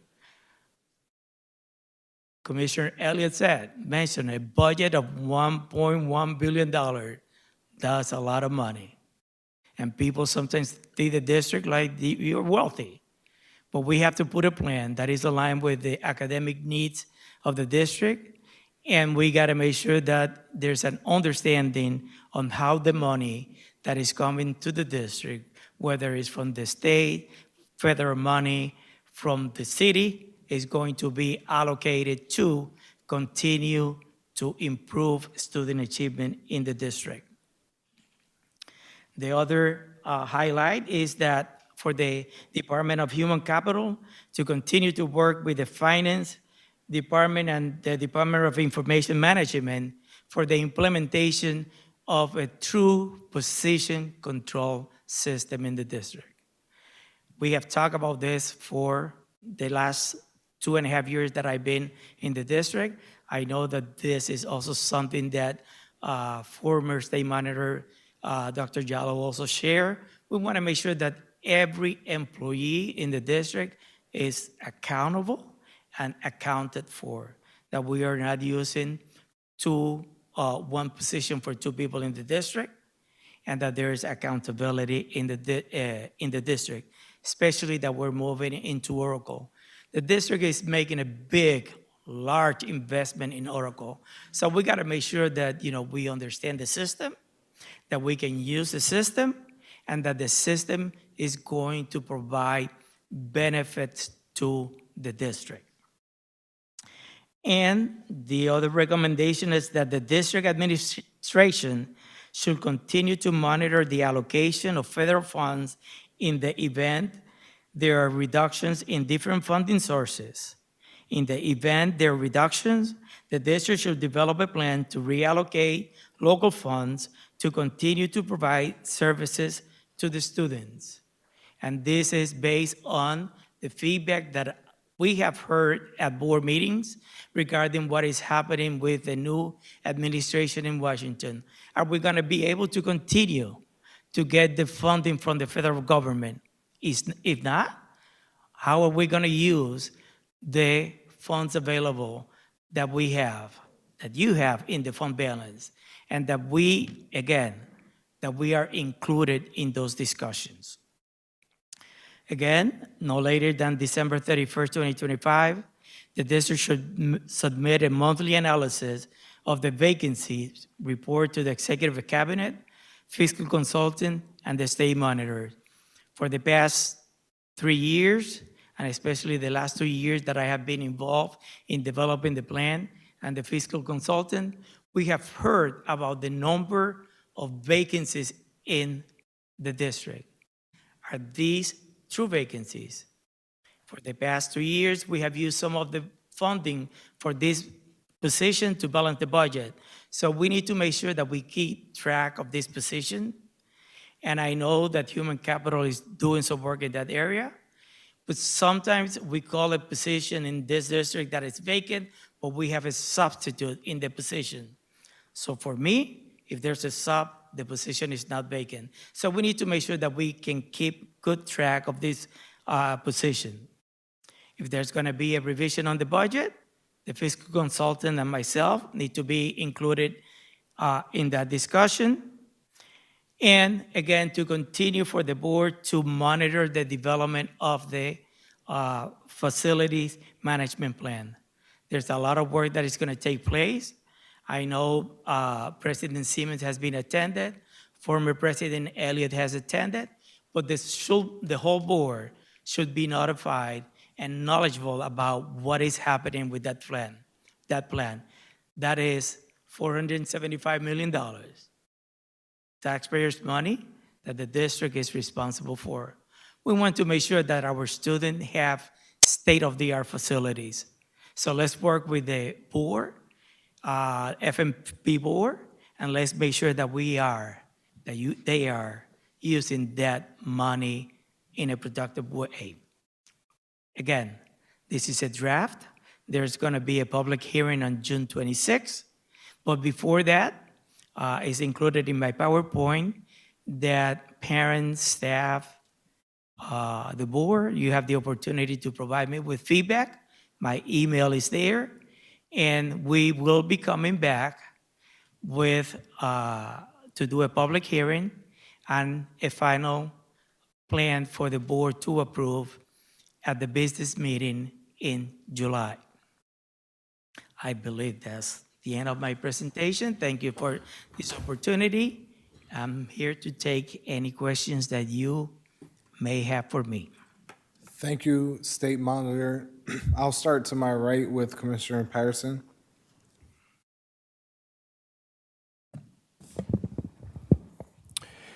Thank you, thank you for just a very thorough report.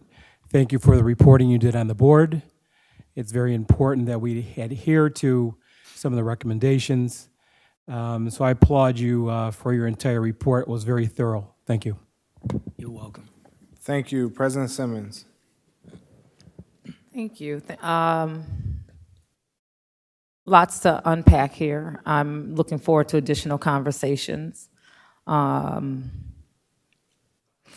trying to exercise wisdom. Just because you can doesn't mean you should. So I'm exercising wisdom right now. But I'm looking forward to unpacking some of this. I would like to dive into the F&P conversation, but as far as this report, thank you. My pleasure. Thank you, Vice President Malloy. Thank you so much for your report and the recommendations, and thank you for your tenure here in Rochester. We appreciate all that you do for us. Thank you. Thank you. I agree with what you were saying, revolving around our involvement with the FMP.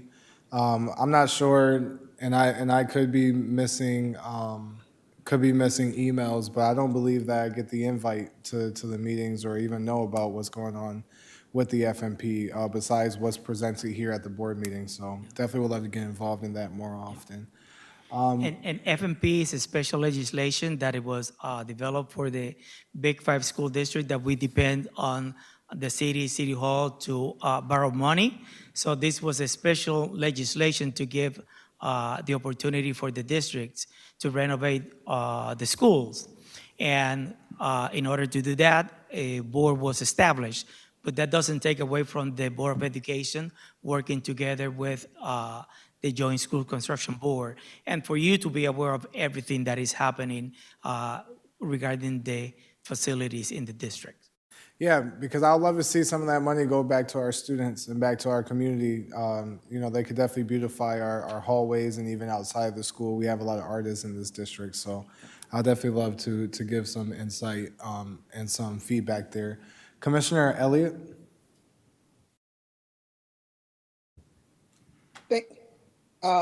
Thank you. So let me just give you some historical background before I get into my question to the state monitor.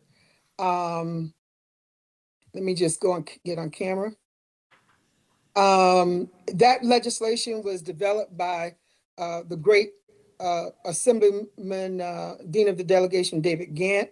And the intent for the board, for an independent board, was because they weren't able to trust the district, nor were they able to trust was David able to trust the city. So it became its own entity.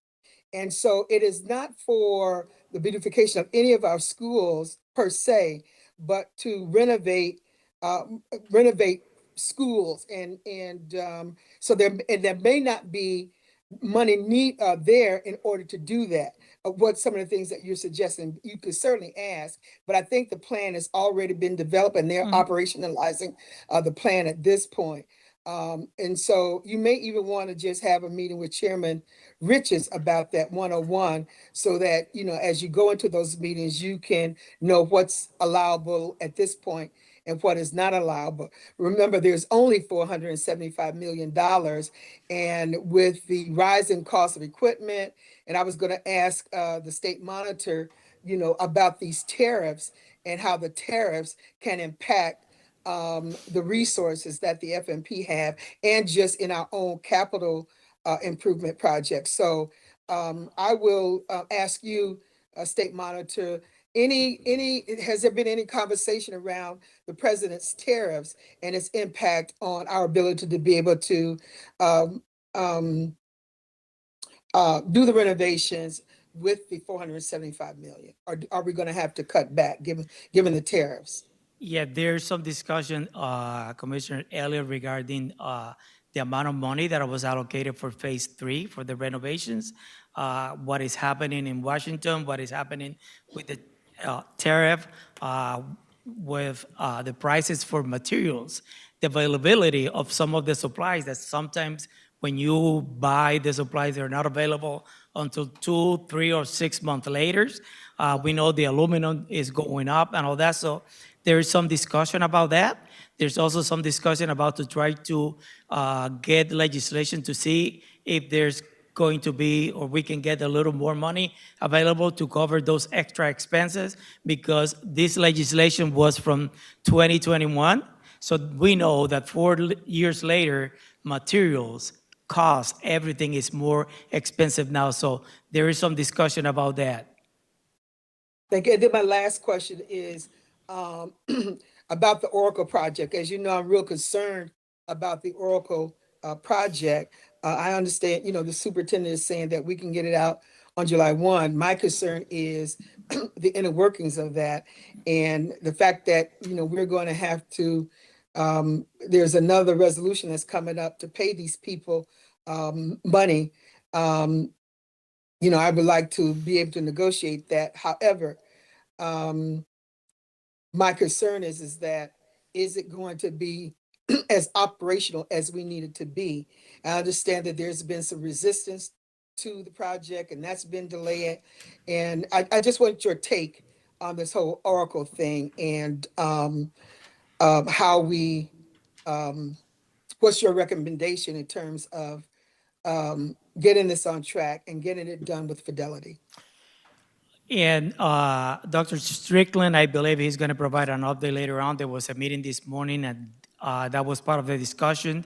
I think that there's a need to really have a plan of what is going to happen between now and June 30th, and what is going to happen between July 1st and the first paycheck, and then July 1st and the second paycheck, because there's some concerns out there.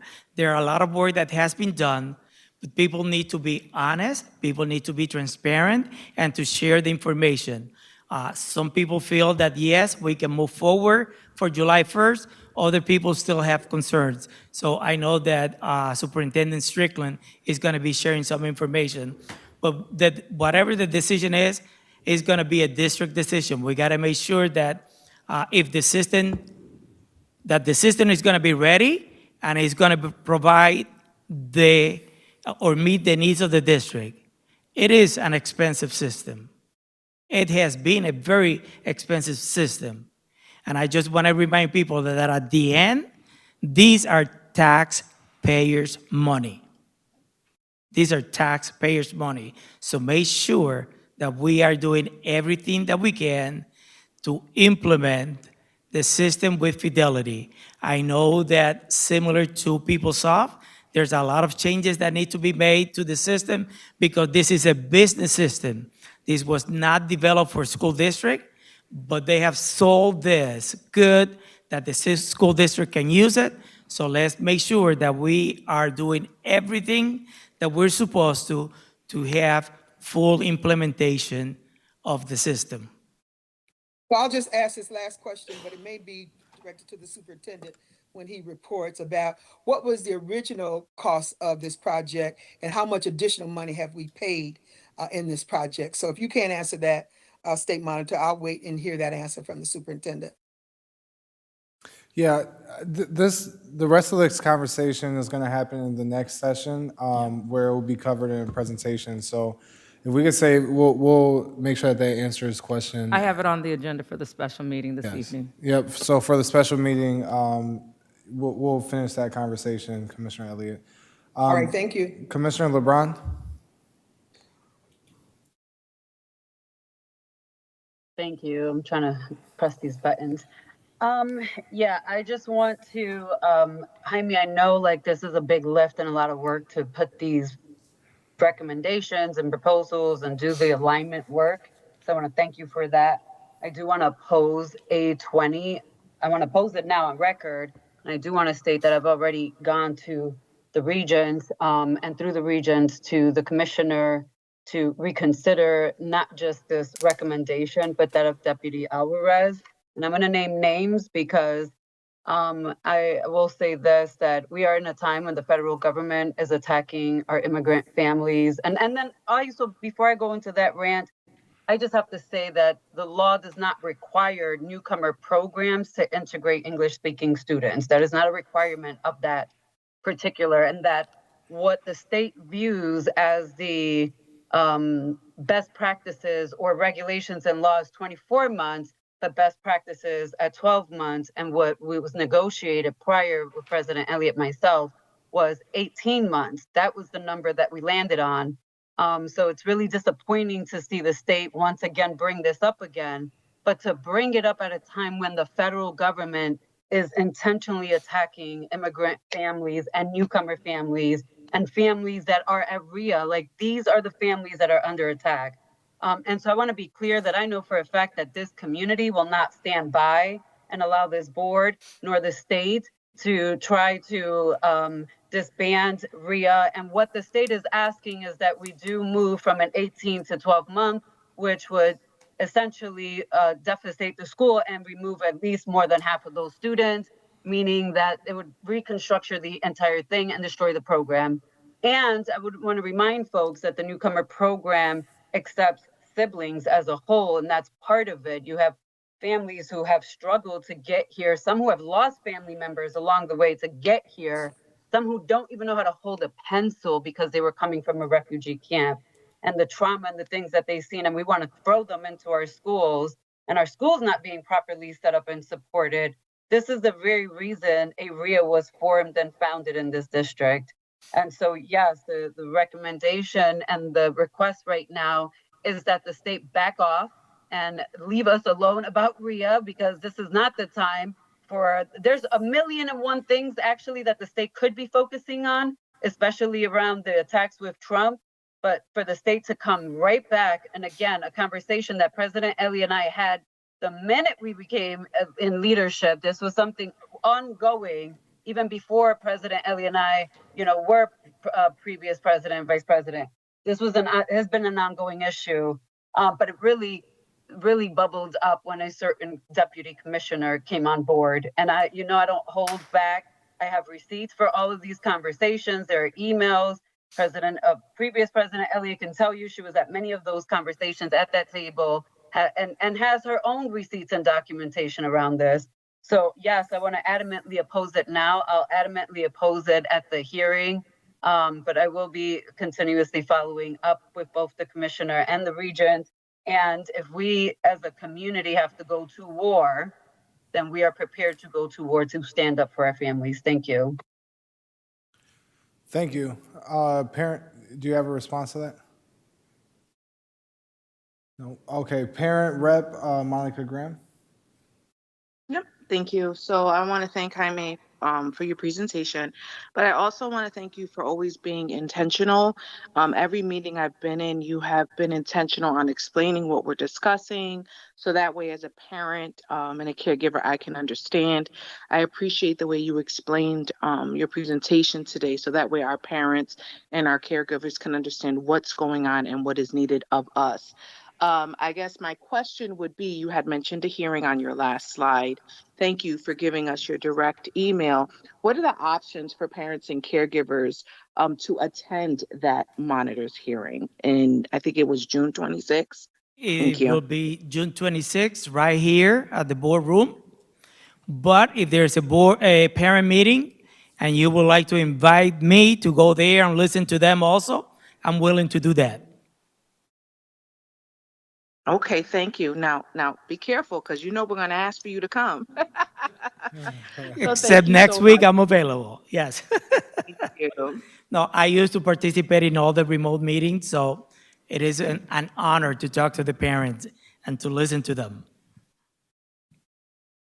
I appreciate you. Thank you. Thank you, State Monitor. Do you have any closing statements? Again, this is a draft document. I know that there's a lot of more work that needs to be done, that a final document will be done. I have heard about the conversations with the state before. Again, as I said before, the state is not saying get rid of the program. We need to make sure that we continue to provide services to our students. So again, financially, the district is in a good position. I heard the board before talking about receivership, school in good standing, the old term. So we're here.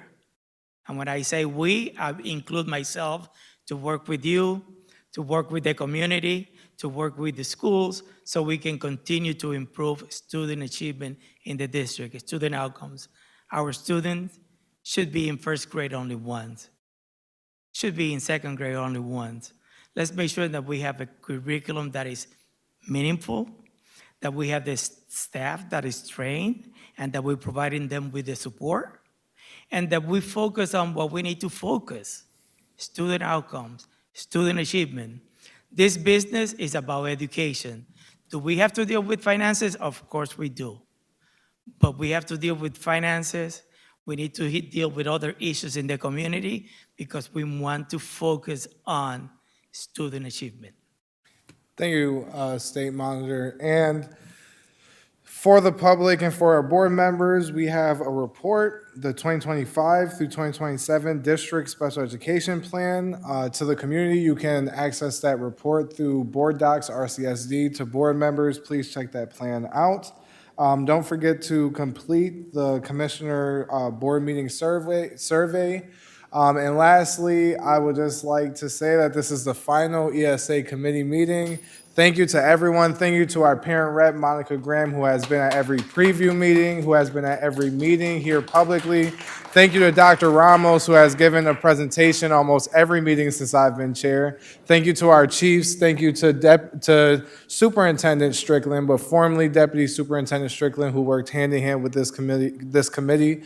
And thank you to the Rochester public, students, teachers, parents, for watching these meetings and focusing on our student achievements, which is the foundation of what this board should be working on. The focus is our students and ensuring that they are ready for this world, ensuring that they are ready to be successful as they leave our district. And this was an opportunity in the committee for us to focus strictly on student outcomes, which is what this board should be doing and is pushing to do more often. And as this meeting started, or in the middle of this meeting, I said that we can do it, we will do it, and we have to do it. And I believe that together as a community, that together with parents, with students, with commissioners, with the board, with administration, and with our local municipalities, that we can accomplish greatness, that we can truly achieve equity inside of our districts, and we can continue to see our student achievements go higher and higher every meeting. And with that being said, can I get a motion to adjourn this committee? So moved.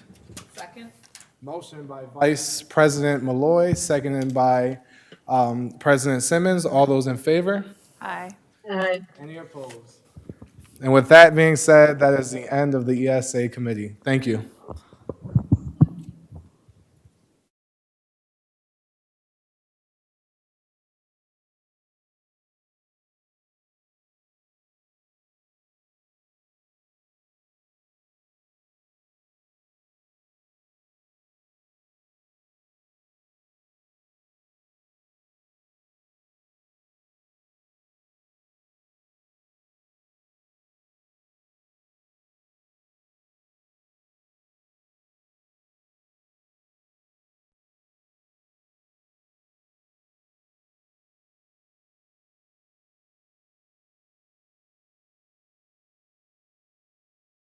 Thank you. Good evening, everyone. This is the Rochester Board of Education. We are now transitioning into our special meeting to convene for considerations of resolutions. Today is Tuesday, June 10th, 2025. At this time, I'd like to call the meeting to order. And we do not have any speakers listed. And actually, I'm going to move that we move the meeting into recess into executive session to discuss matters made confidential pursuant to federal law, state law, and to receive the advice of general counsel as permitted by Section 105 of the Open Meetings Law. Motion? Motion by Vice President Malloy, seconded by Commissioner Patterson. All in favor? Aye. Any opposed? All right, we're going to exit into executive session, and we will return, folks.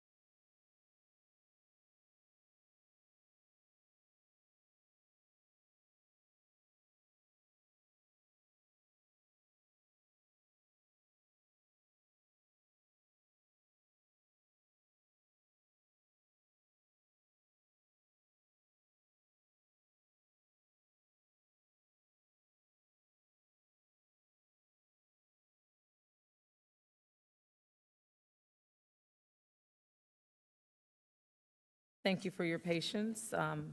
If we have a viewing audience, but those that are tuned in or going to be looking at this recording, we are reconvening for our special meeting to convene for the consideration of resolutions.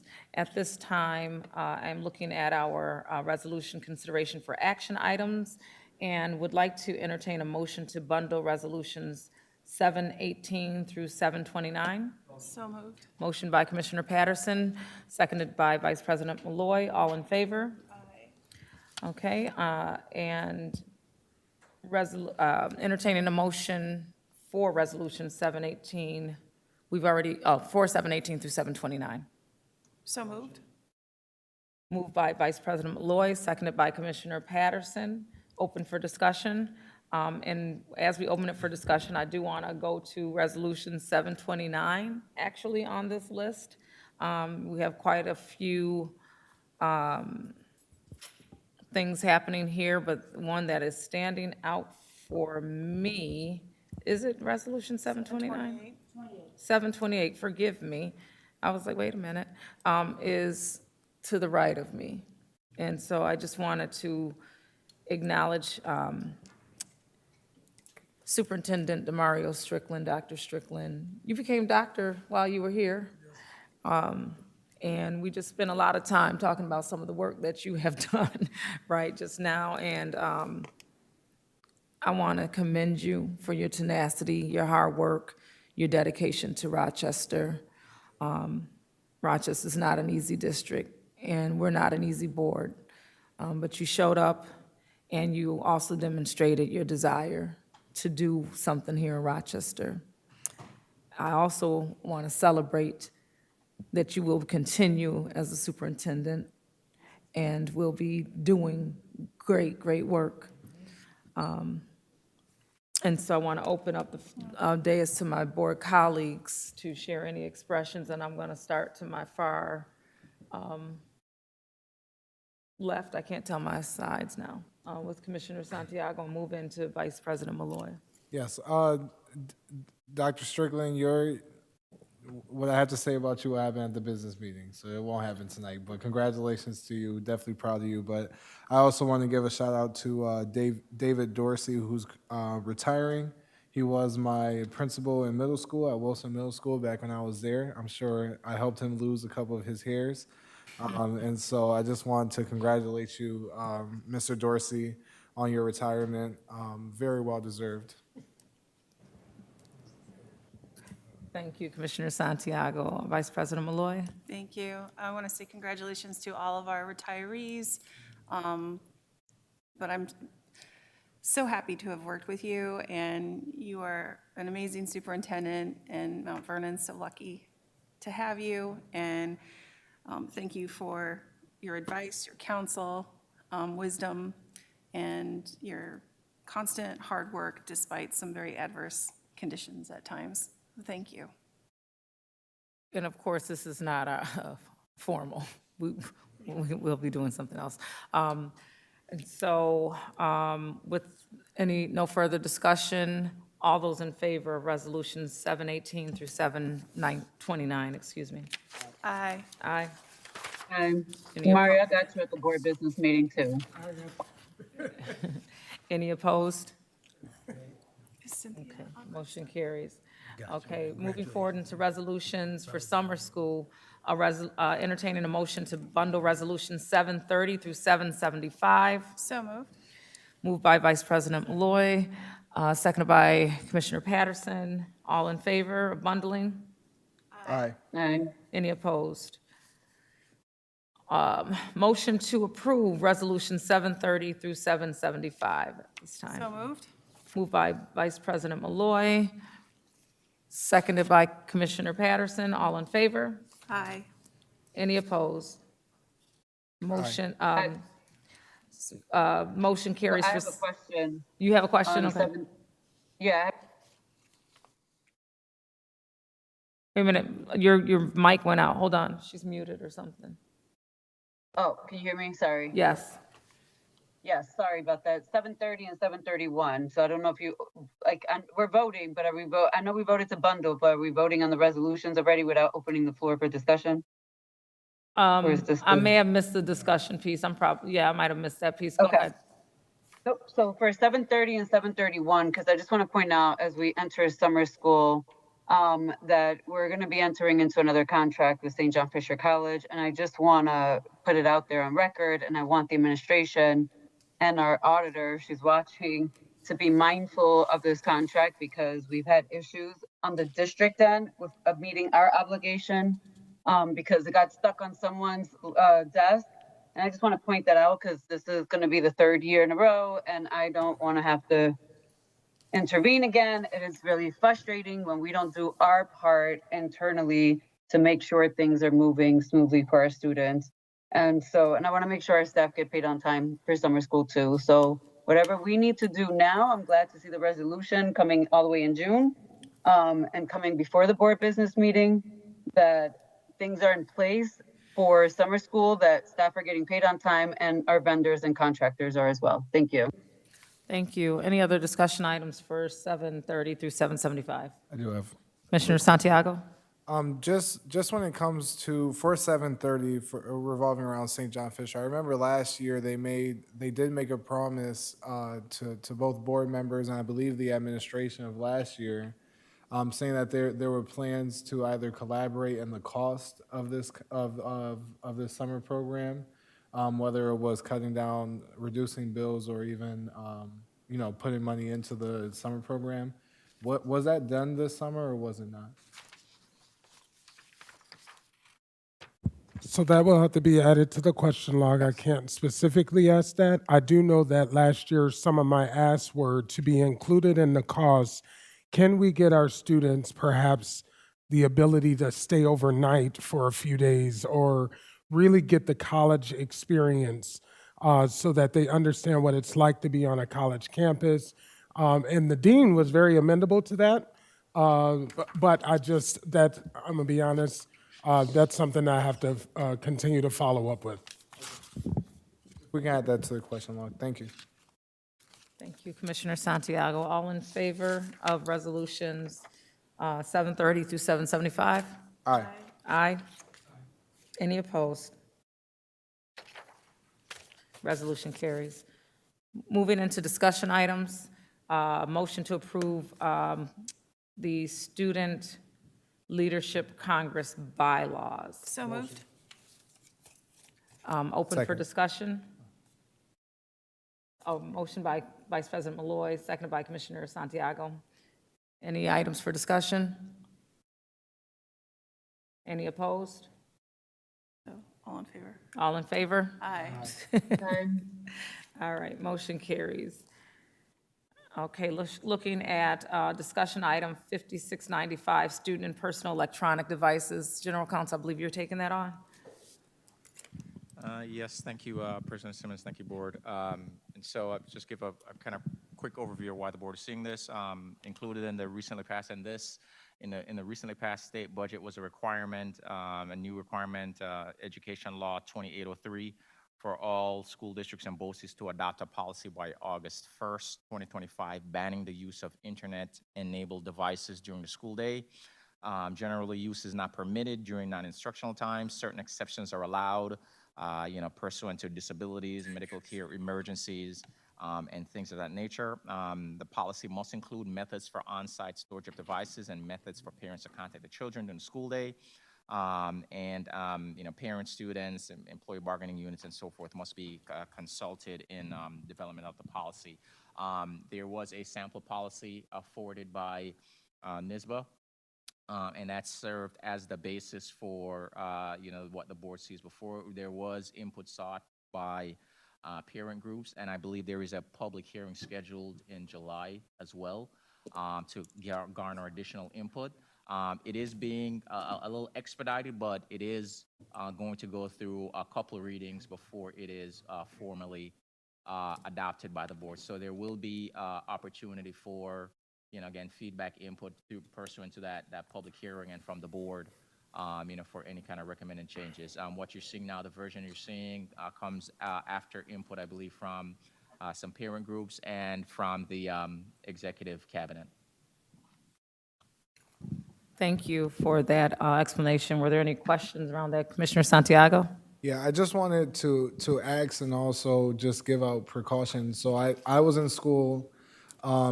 There wasn't legislation yet to ban cell phones, but it was still something that was banned inside of the schools around that time.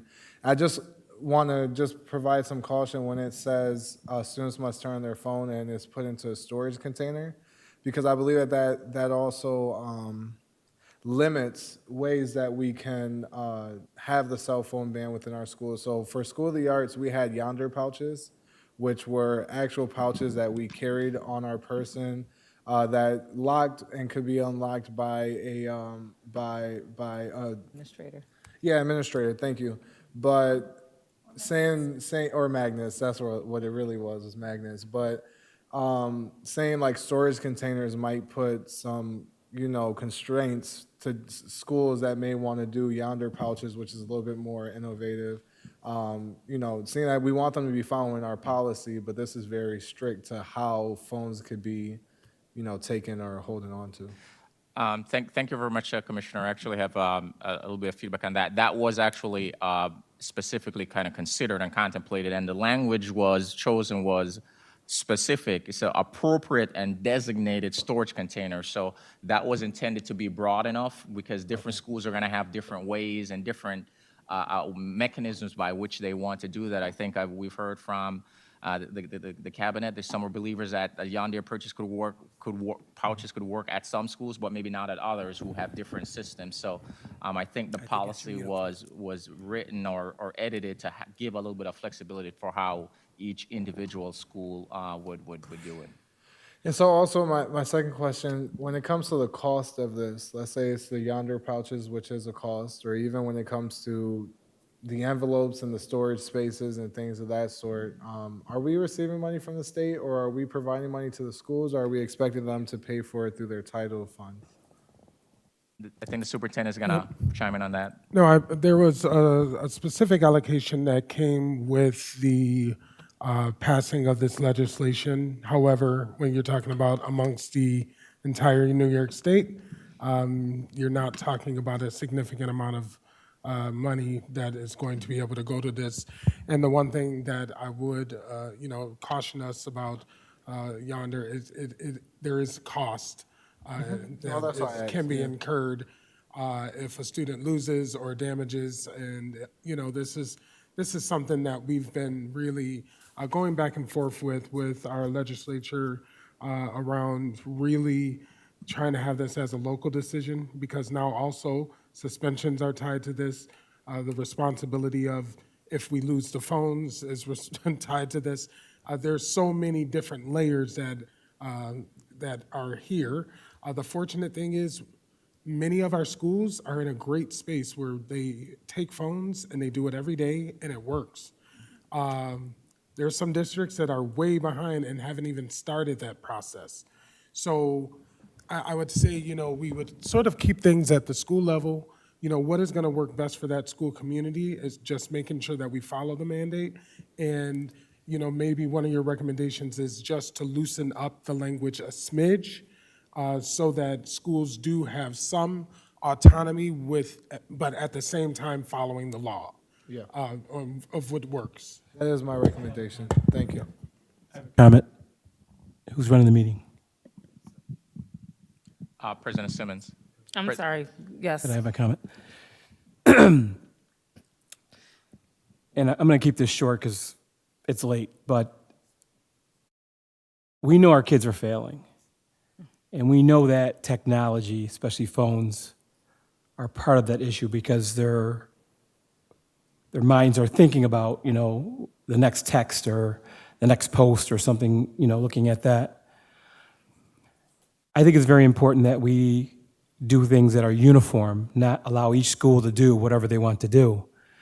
I think it should be uniform across the board, and that these honor pouches, I don't have a problem with that. I think if students are obeying it and they're seniors or whatever, we should honor them with something like that. But I don't think that each school should be allowed to set its own rules. I think the rules should come from central office, and this is the way it's going to be, and you won't run into all these problems from school to school or principal to principal.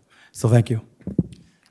Thank you very much. I just want to add one comment. There's a lot of, there were some comments specific to phones. This is not just phones, right? It's internet-enabled devices, so it applies to smartwatches and anything, any device that essentially can connect to the internet. And you're right, there is, I think what's going to follow is probably some guidance from the state as different places start implementing.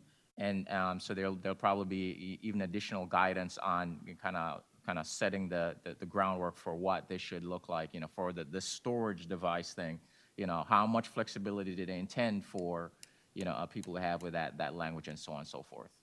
Okay. Yes. Okay, thank you very much. Commissioner LeBron? Yeah, just, Adrian, how are we going to be communicating this with students? Because I know, to Commissioner Santiago's point, kids at Soda, my kids at Soda, she has a Yonder pouch. But to your point, she definitely has a smartwatch and other devices that even though the phone is in the Yonder pouch, she's still communicating throughout the day. So, like, how is that? Like, I'm curious about how this is going to work too, or what the, views are around this. Commissioner, well, that tells us that some folks might have to go back to the drawing board in terms of how well those pouches are working, which is one of the concerns we heard. Right, we're talking about appropriate and designated, kind of storage containers and what that means. And again, I think there will be maybe a little bit of trial and error in terms of letting people know. I mean, that's why it's going through the process. It's going to be a public hearing. This is going to go through a couple of readings. I'm sure, questions and comments will come in from the public and constituent groups. And the board will have an opportunity to advance, kind of recommended tweaks and changes to the policy. And it's part of the district's responsibility to let, employees, students, parents know about, important policy changes. And part of how that's done is through the kind of public hearing process. Superintendent? No, I just also want to mention that we did discuss this today at Executive Cabinet, and once this policy is sort of shaped, the communications team under the leadership of Chief Maricelo Ramos Lopez is going to have a communication plan that we are to follow so that we ensure that students, families, stakeholders are all aware of what the expectations will be moving forward. Am I good? If I could just add though, I do wonder, and this is just as a board, as a body of the board. I'm sorry, it's late, y'all. On having conversations on possibly seeing, even with our legislative agenda, how can we advocate about, legislation like this? And I say that because I believe that there's ways that we have to find to implement today's technology into our schools and to teach with that. And it's not, you can't teach a kid how to read and take the book away from them.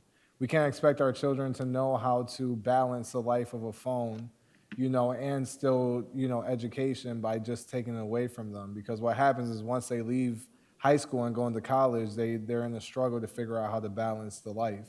And so I just wonder as a board if we could put this on our legislative agenda. And of course, that's a deeper and further conversation. But, and then also even possibly seeing if the district, if we are trying to move in a uniform, as the state monitor always says, we're a school district, not a district of schools. I would love to see, the possibility of us partnering with the Yonder pouches. They do have new and approved pouches. I knew how to break into them when I went to high school, but I believe that they're more approved now. And so I think if they're not, then maybe we should find another company. But either way, I think we should find a uniform for the district that we all could follow. Yeah, where there's a will, there's a way. There's a way.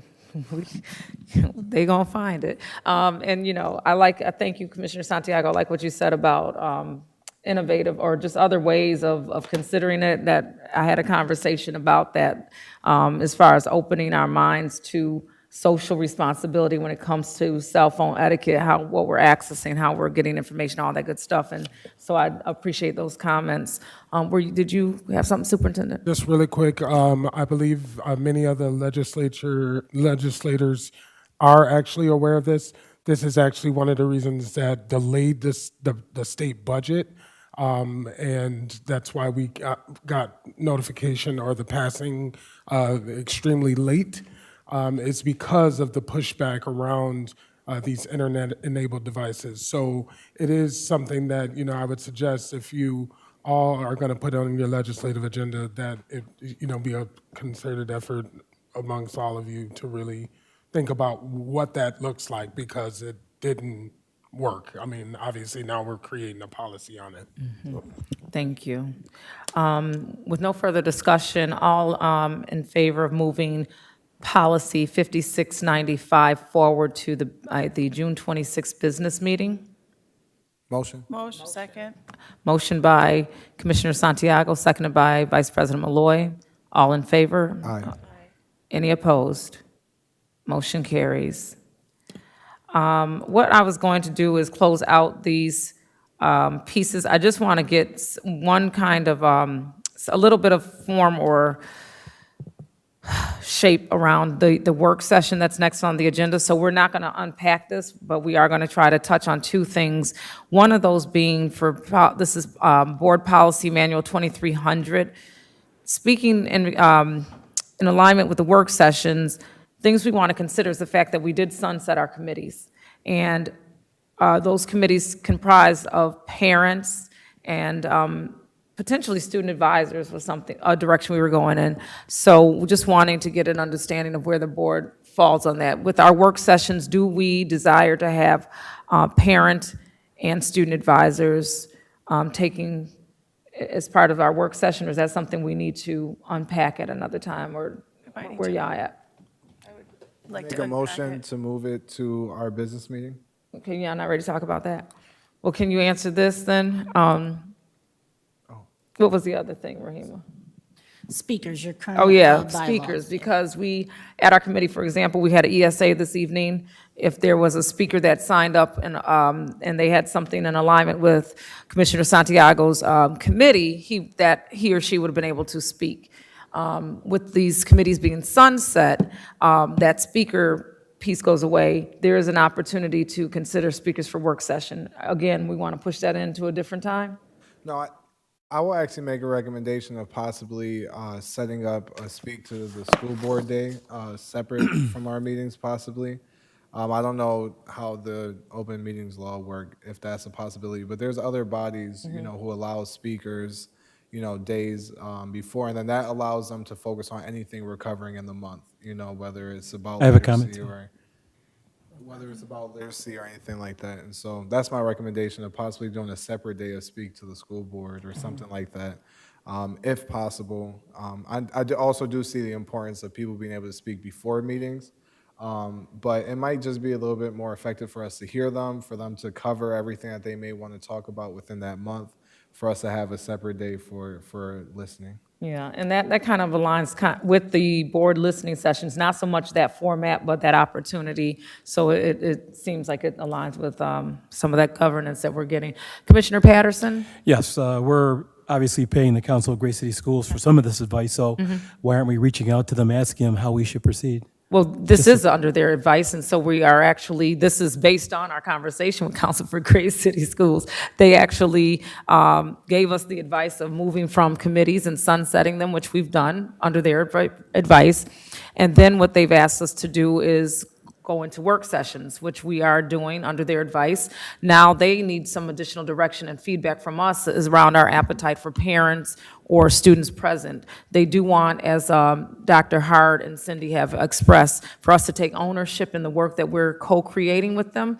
So this is them asking us to where we are with this, but it doesn't sound like you may have an answer. I don't have one this evening myself.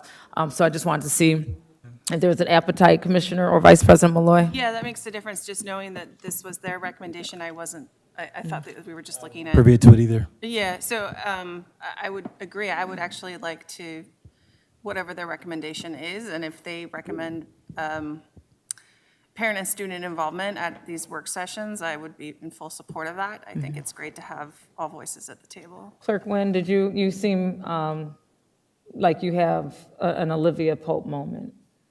Would you like to level set the understanding? If I can just for a moment, and then ask for clarity from Commissioner Santiago. Yes, you were right. President Simmons at CGCS did recommend the sunsetting of committees because of a lot of things and issues around them. It wasn't per se that they said you should have work sessions over this, but that there was still a need to have a space where you discuss board business and stay focused in your business. Work sessions was the next space that we typically do that. And so we moved to that and transitioned to that. In terms of the involvement of parents or others, they have not weighed into my knowledge on that. But as you have heard them say many times, they make recommendations. You are the board and you know your community and you need to make your decisions based upon that. The other thing I just wanted to get clarity, Commissioner Santiago, are you suggesting that we add an additional meeting day or that we start meetings earlier to accommodate the speakers? I just want to get clarity. No, I think that'll be up to conversations with the board, but I think it would be nice to have, that separate time. I thought the conversation was about speakers at the meeting, but it sounds like it's just about. No, there's two pieces that need to be okay. discussed because they Yeah. impact 2,300. And as you currently have it set up, you would only have speakers at your business meeting. Okay. If I can add, Commissioner LeBron has her hand up online. Yes. Commissioner LeBron? Thank you. I just want to add, I'm in support of parents and students both on work sessions, if that's the path that we go, or any committee format or meeting format, because it could be a special meeting on a special topic. It could be a short-term sort of committee that sunsets as well on a special topic. So I'm in support of that. And I also think that if we, what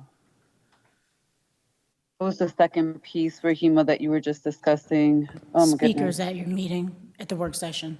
Speakers at the work sessions. I think the alignment can still be there because the work sessions, I'm sorry, you guys, I'm outside.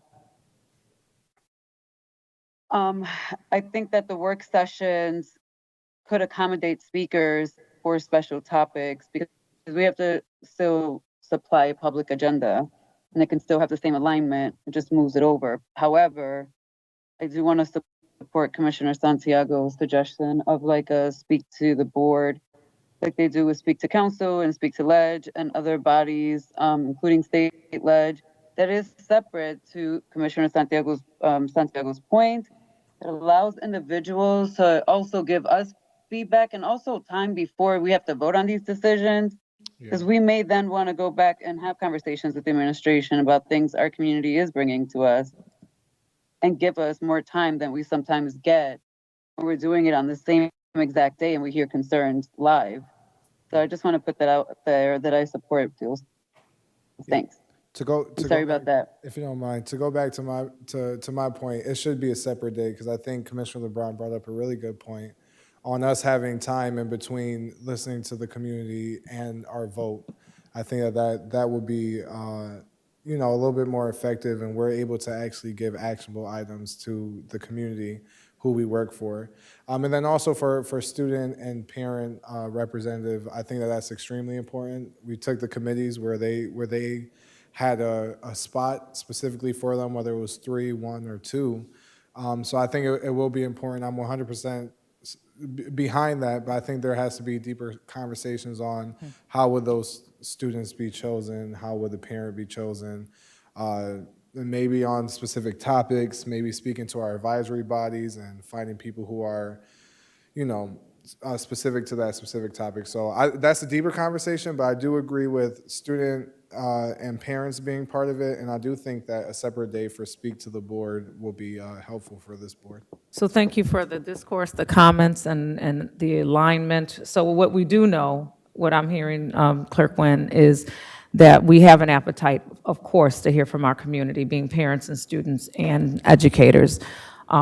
We do want to see these things exist, but this evening, we are not going to be able to identify what that's going to look like just yet. So we would probably need to forward this into the business meeting, or these be items for discussion at the work session once we get it scheduled or something of that nature. Yeah, so your first work session is on July 8th. The work session itself could be an agenda item in some of these things. Just know that you won't have any speakers because they're not allowed currently.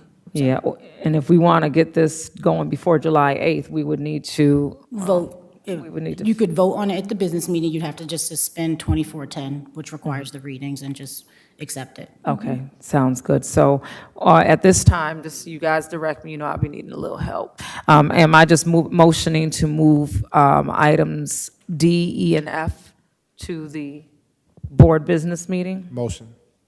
Second. By Commissioner Santiago, seconded by Vice President Malloy. All in favor? Aye. Any, okay.